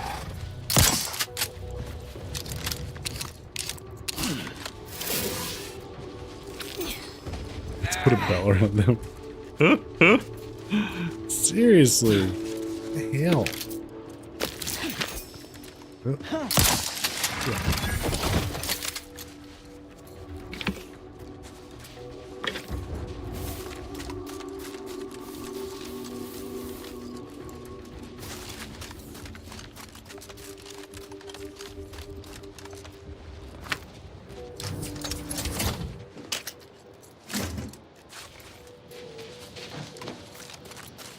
I'm guessing it's going to be the pod at the end of the road.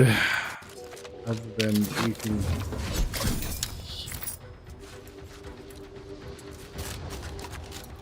Because then wouldn't have to defeat all of the fun things. Here. Okay. Let's give something a try.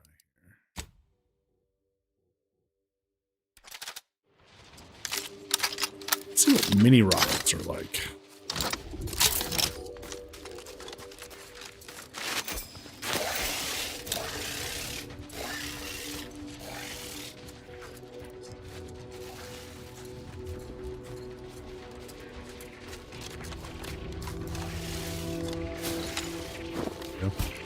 Ratcheting up my aggression.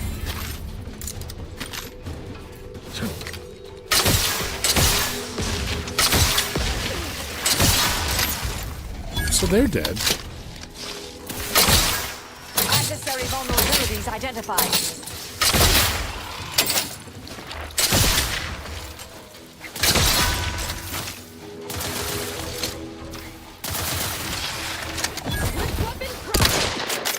Check your scopes for combatant analysis. Boom. Boom. Yeah, rocket launchers are fun.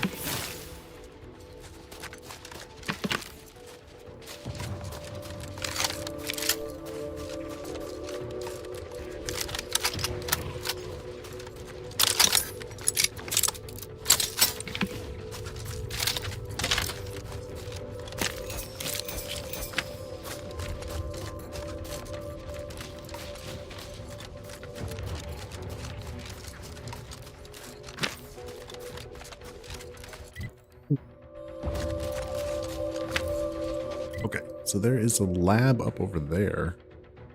Now that's interesting. Guessing though we have to come at it from this direction, maybe? Start of this area.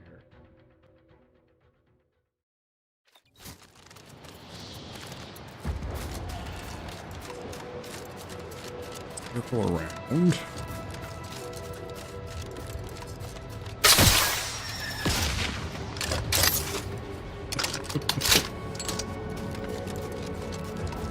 Big bada boom.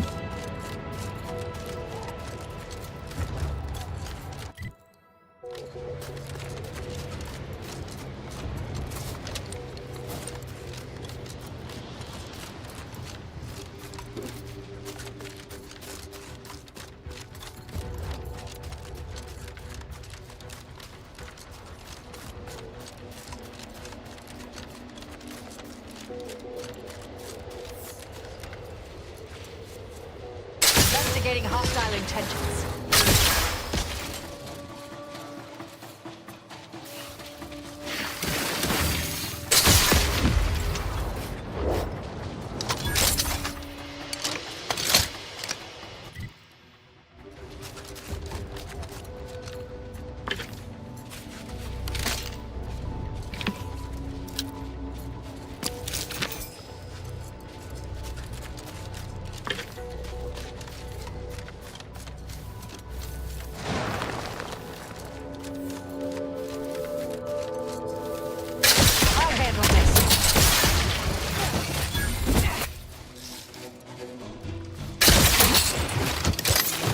Careful. I'm too Back and close. scan. It does hurt.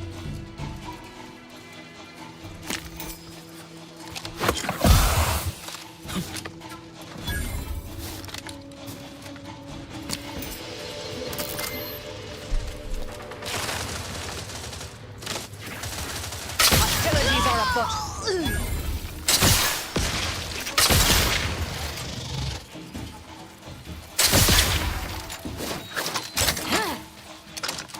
I have a fix on their weaknesses.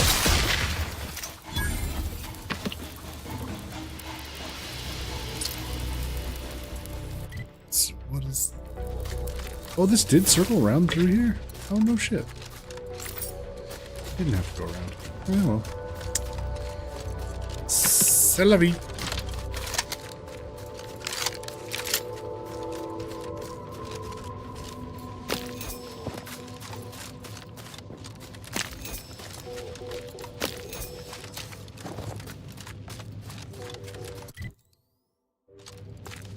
What is this place gonna be?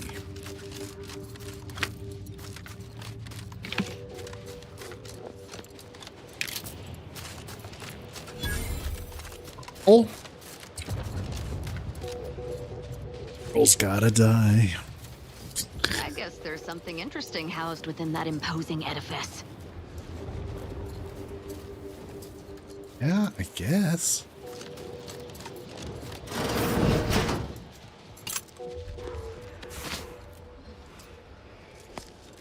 Curious what it's gonna be.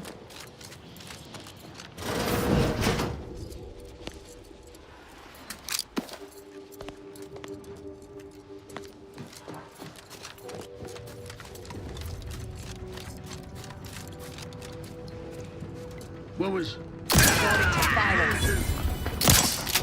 Target analyzed. Lay down fire.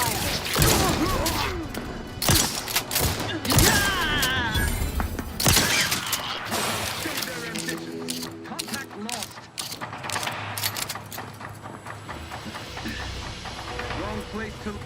Forever vigilant. The Protectorate endures. Recently deceased order a scientist. Even a cursory glance reveals pooled blood, several bullet holes, explaining the undoubtedly violent end this unfortunate woman met. The pool of blood has soaked into her once white lab coat. A piece of paper she clutches in her hand isn't completely ruined yet. You can't be sure without studying them further, but these plans seem to match the building you're standing in. Okay, the note includes a crudely drawn map directing you to a hidden room located elsewhere in Earl. With their dying breath, the scientists attempted to scrub out a couple of words over the location of the room. Something punch, perhaps an item to help you strike harder. Something to make help us strike harder. I mean, I already strike pretty damn hard.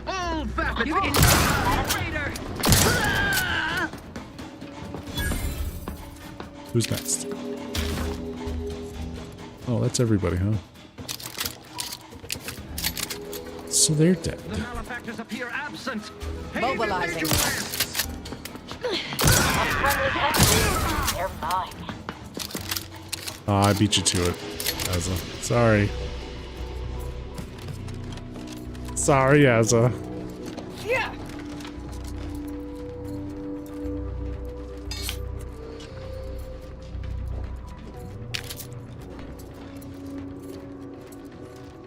The door appears jammed, Warden. I cannot actuate the lever. Conduct a full manual override. that fails, we'll have to Take cut. an engineer to figure No this luck, out. Warden. Or a The very system is lucky completely idiot. gumpy. Can't interact with it at all. So be it. This door is so thick, we've no choice save to cut it at the bolts themselves. I've got the torch. Please step back, Warden. I've never used one of these in the field. This probably isn't the time for field training, Pamela. Let me have it. Avert your eyes. Sparks will be dangerous without polarized lenses.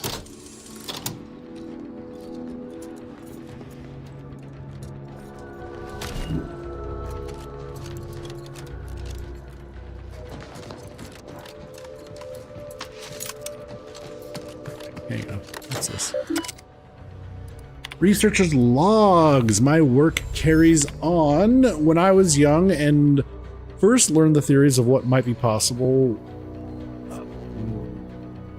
were we to find a way to harness the ether to be able to pull it from space around atoms, from the air itself, my life's work was set. I was determined to help find ways to harness and direct that power. My scientism mentor, Laureate Meisner, shared my determination. She theorized that our ability to focus ether was limited only by the refractory capacity of our lensical nozzles, and my research is proving her correct. If only she had survived the ether containment failure that awarded me with her position, I believe she would be proud to see how far we've come. Our new lensical nozzles functioned exponentially better than our equations predicted. It was a marvel to behold, but the day's real breakthrough came when we refracted the ether through a sample of specially refined uranium. Unfortunately, today's test created enough thrust to shift the Earl almost 2 meters to the west. I can't imagine what that is going to do to the ferrocrete of our foundation, or our roof's ability to keep the snow at bay. Uh-oh. Greater precautions are called for. In our attempts to create the perfect thruster, we inadvertently crossed the line into scientific abomination. The new lensicles were too good. The ether became too refractory, and instead of channeling the energy into localized thrust, it was ignited as plasma and sent hurling across the lab. There was nothing left of the lab's mascot Sprat except an echoing yowl and the overwhelming stench of seared fur. Poor Mittens went up in a flash of vapor as the terminal she sat upon, a monitor, 2 chairs, a table, and my favorite lunch, a sandwich of pickled tuna salad, were vaporized by the plasma-sized ether pulse. Now that we know this line of scientific pursuit can be so naturally turned to weaponization, we must lock it away until proper safeties can be created. Needless to say, the team was deeply disappointed that such riveting new research should be forestalled, but none questioned the decision. Okay. Experiment controls. Okay, these experiments combining material from the rifts with hyper-compressed ether are heading in a direction that is equal parts exciting and terrifying. As such, there are certainly risks associated with it. For any authorized personnel who wish to process further redundancy testing on samples 12C through 12G, I have left a specialized piece of protective equipment in the safe. I previously discovered regular visual and auditory safety devices provided inadequate protection. Please sanitize it upon conclusion of use. The code for the safe is 01123558. Fibonacci's sequence. Hilarious.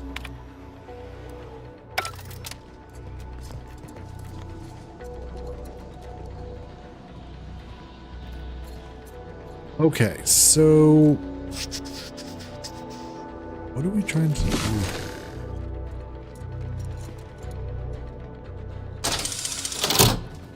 Oh, we have to get power through there and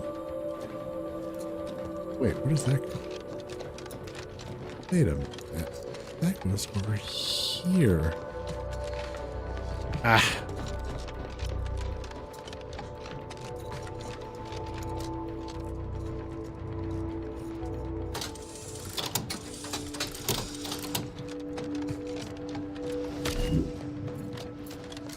That opens this.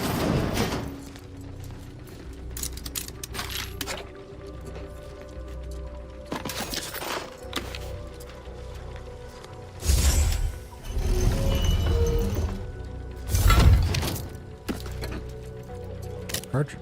Hold on, bits. Huckleberry Punch. Look at all that lovely stuff. Okay. Workbench. Alright, alright. So we got that done. Now we need to get through that door. It's going down.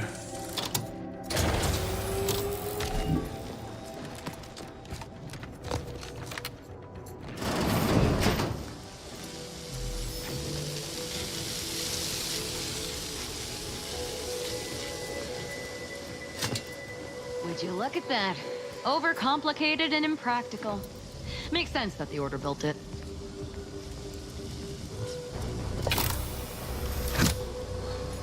Big Bang. It does 5,500 damage. Mass destruction. Well, this is taking for bloody ever. It would be faster to ask the Sovereign to come tear it open with his bare hands. Wait.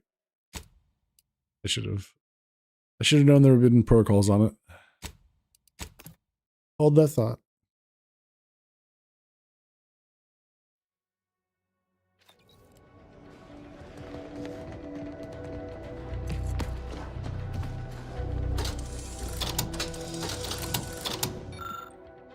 Bulkhead door wiring issue. Though I'm no engineer, I'd hate to be perceived as bumptious. I think I've solved the bulkhead outdoor issue, temporarily at least. Here's the flimsy circuits are leaking power. So the solution is to route the current through a maximum of 4 breakers.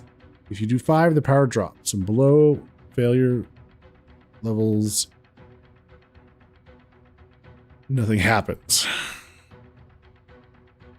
I think 4 should do the trick. Alright. Well, we essentially already figured that out without even realizing it. Cool.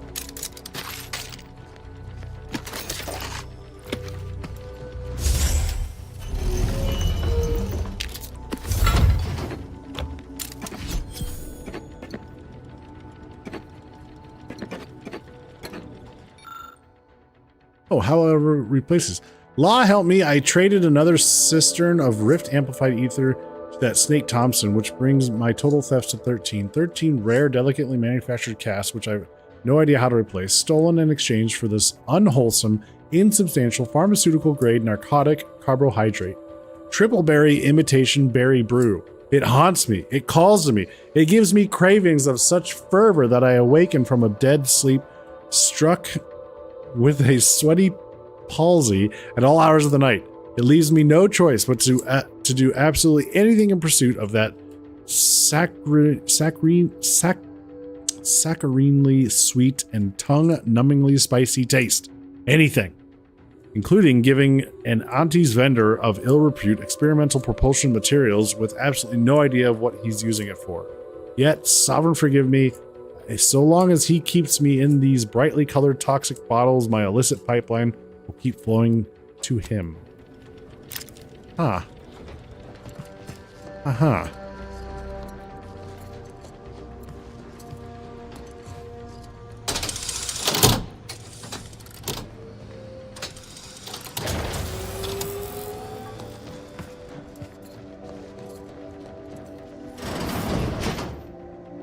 Okay, so if we pick that up, goes in the locker.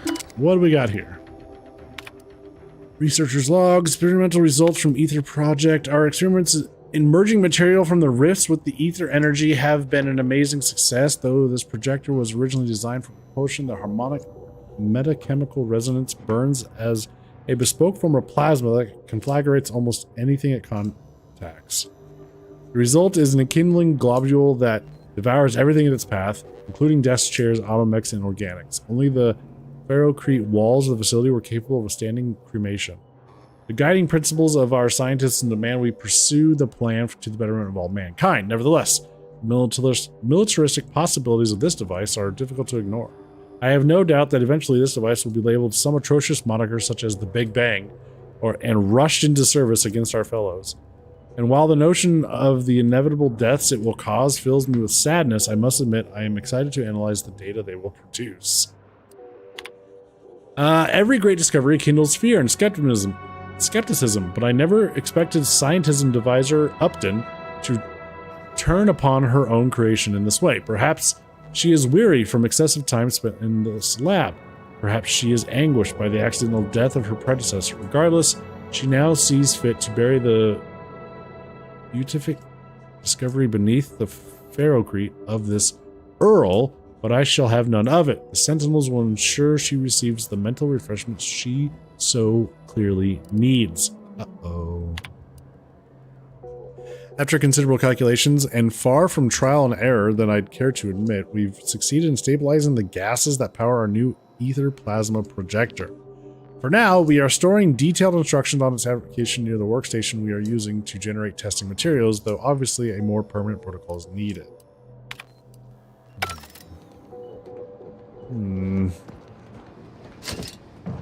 I've encountered more than a few of these experimental weapons in my career. Messy, volatile, overpowered. Of course you want it, dear.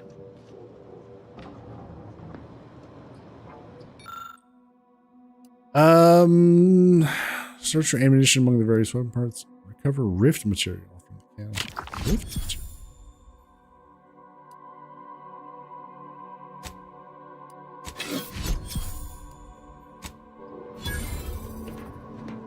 Rift material. Rich rift particulates. Is that what powers this thing? Okay.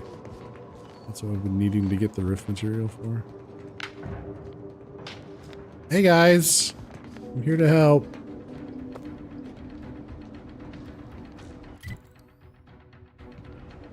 Alright, well I guess we do have to trigger the lockdown. See if we can figure it out.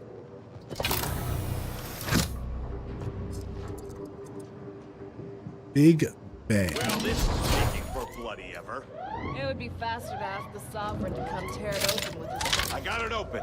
Be prepared. The intruder is in the lab. Mobilizing.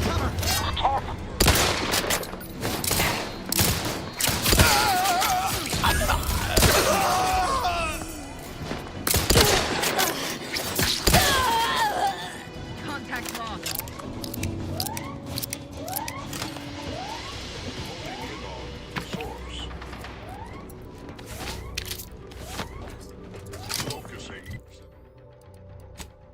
Let's see what this bad boy does. Okay, fires a single massive projectile that obliterates everything in its path.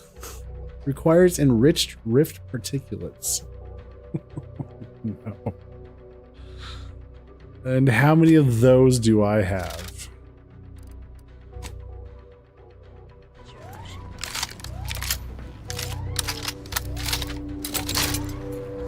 Oh my god, it's massive. I have 3 shots? Alright.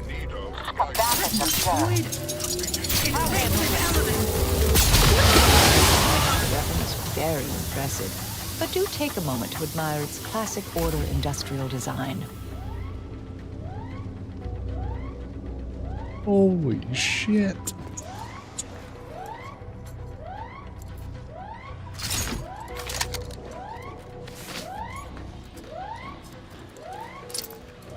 Ah.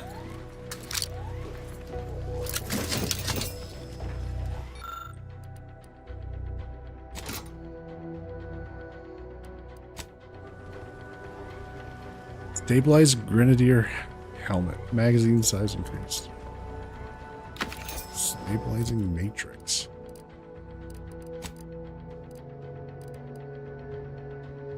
While in ADS and remaining on it, sway gradually decreases to 0, leaving ADS for 3 seconds. Welcome back, Del. Using substance generated by the rifts to make ammo. Seems fitting.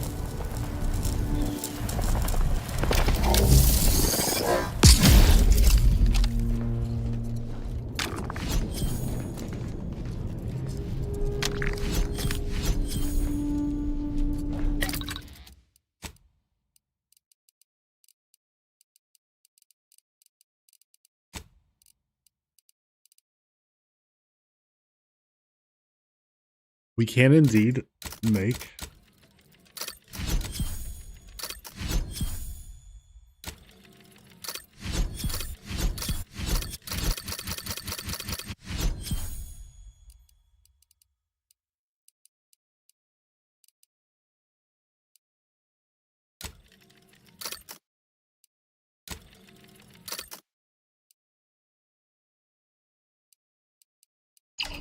Well, Dale, we just discovered the most ridiculous gun ever. Oh, Hermit!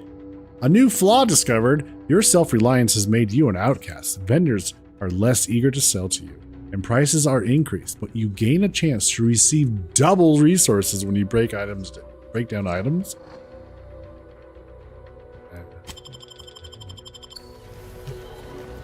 Acquire extra items, it's fine.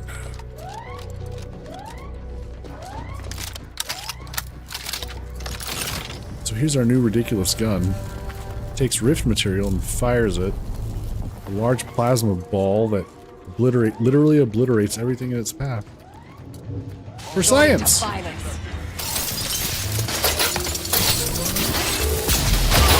tolerances exceeded.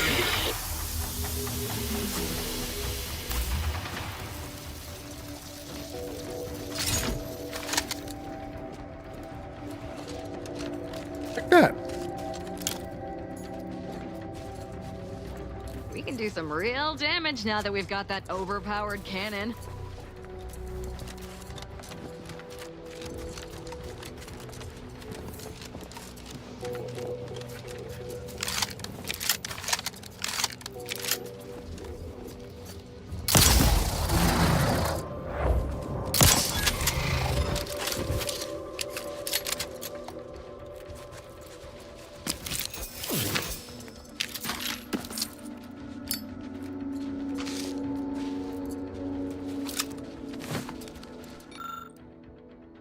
McDavis.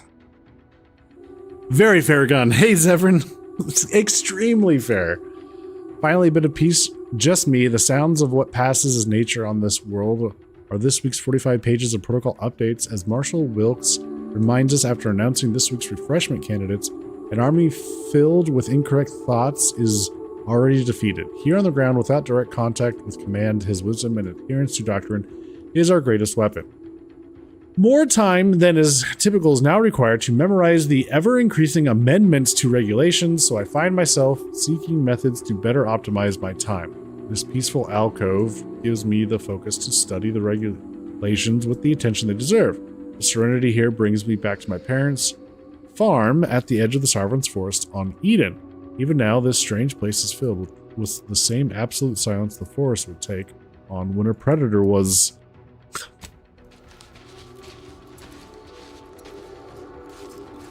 Yep. Huh. I wonder how that's how that what happened there. I wonder how that ended.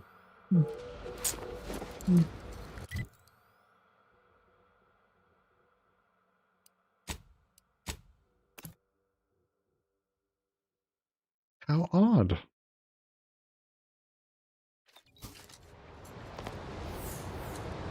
All right, folks. This is where we are going to call it for the night. But we will be sure to pick this back up tomorrow evening at 8 p.m. Central.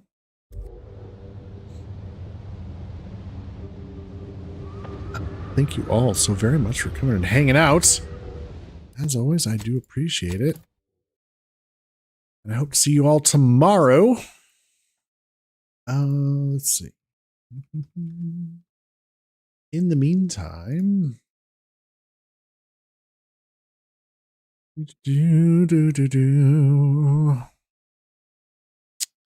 Let's go say hi to Angelus Demonus. He's playing some Octopath Zero. Cool.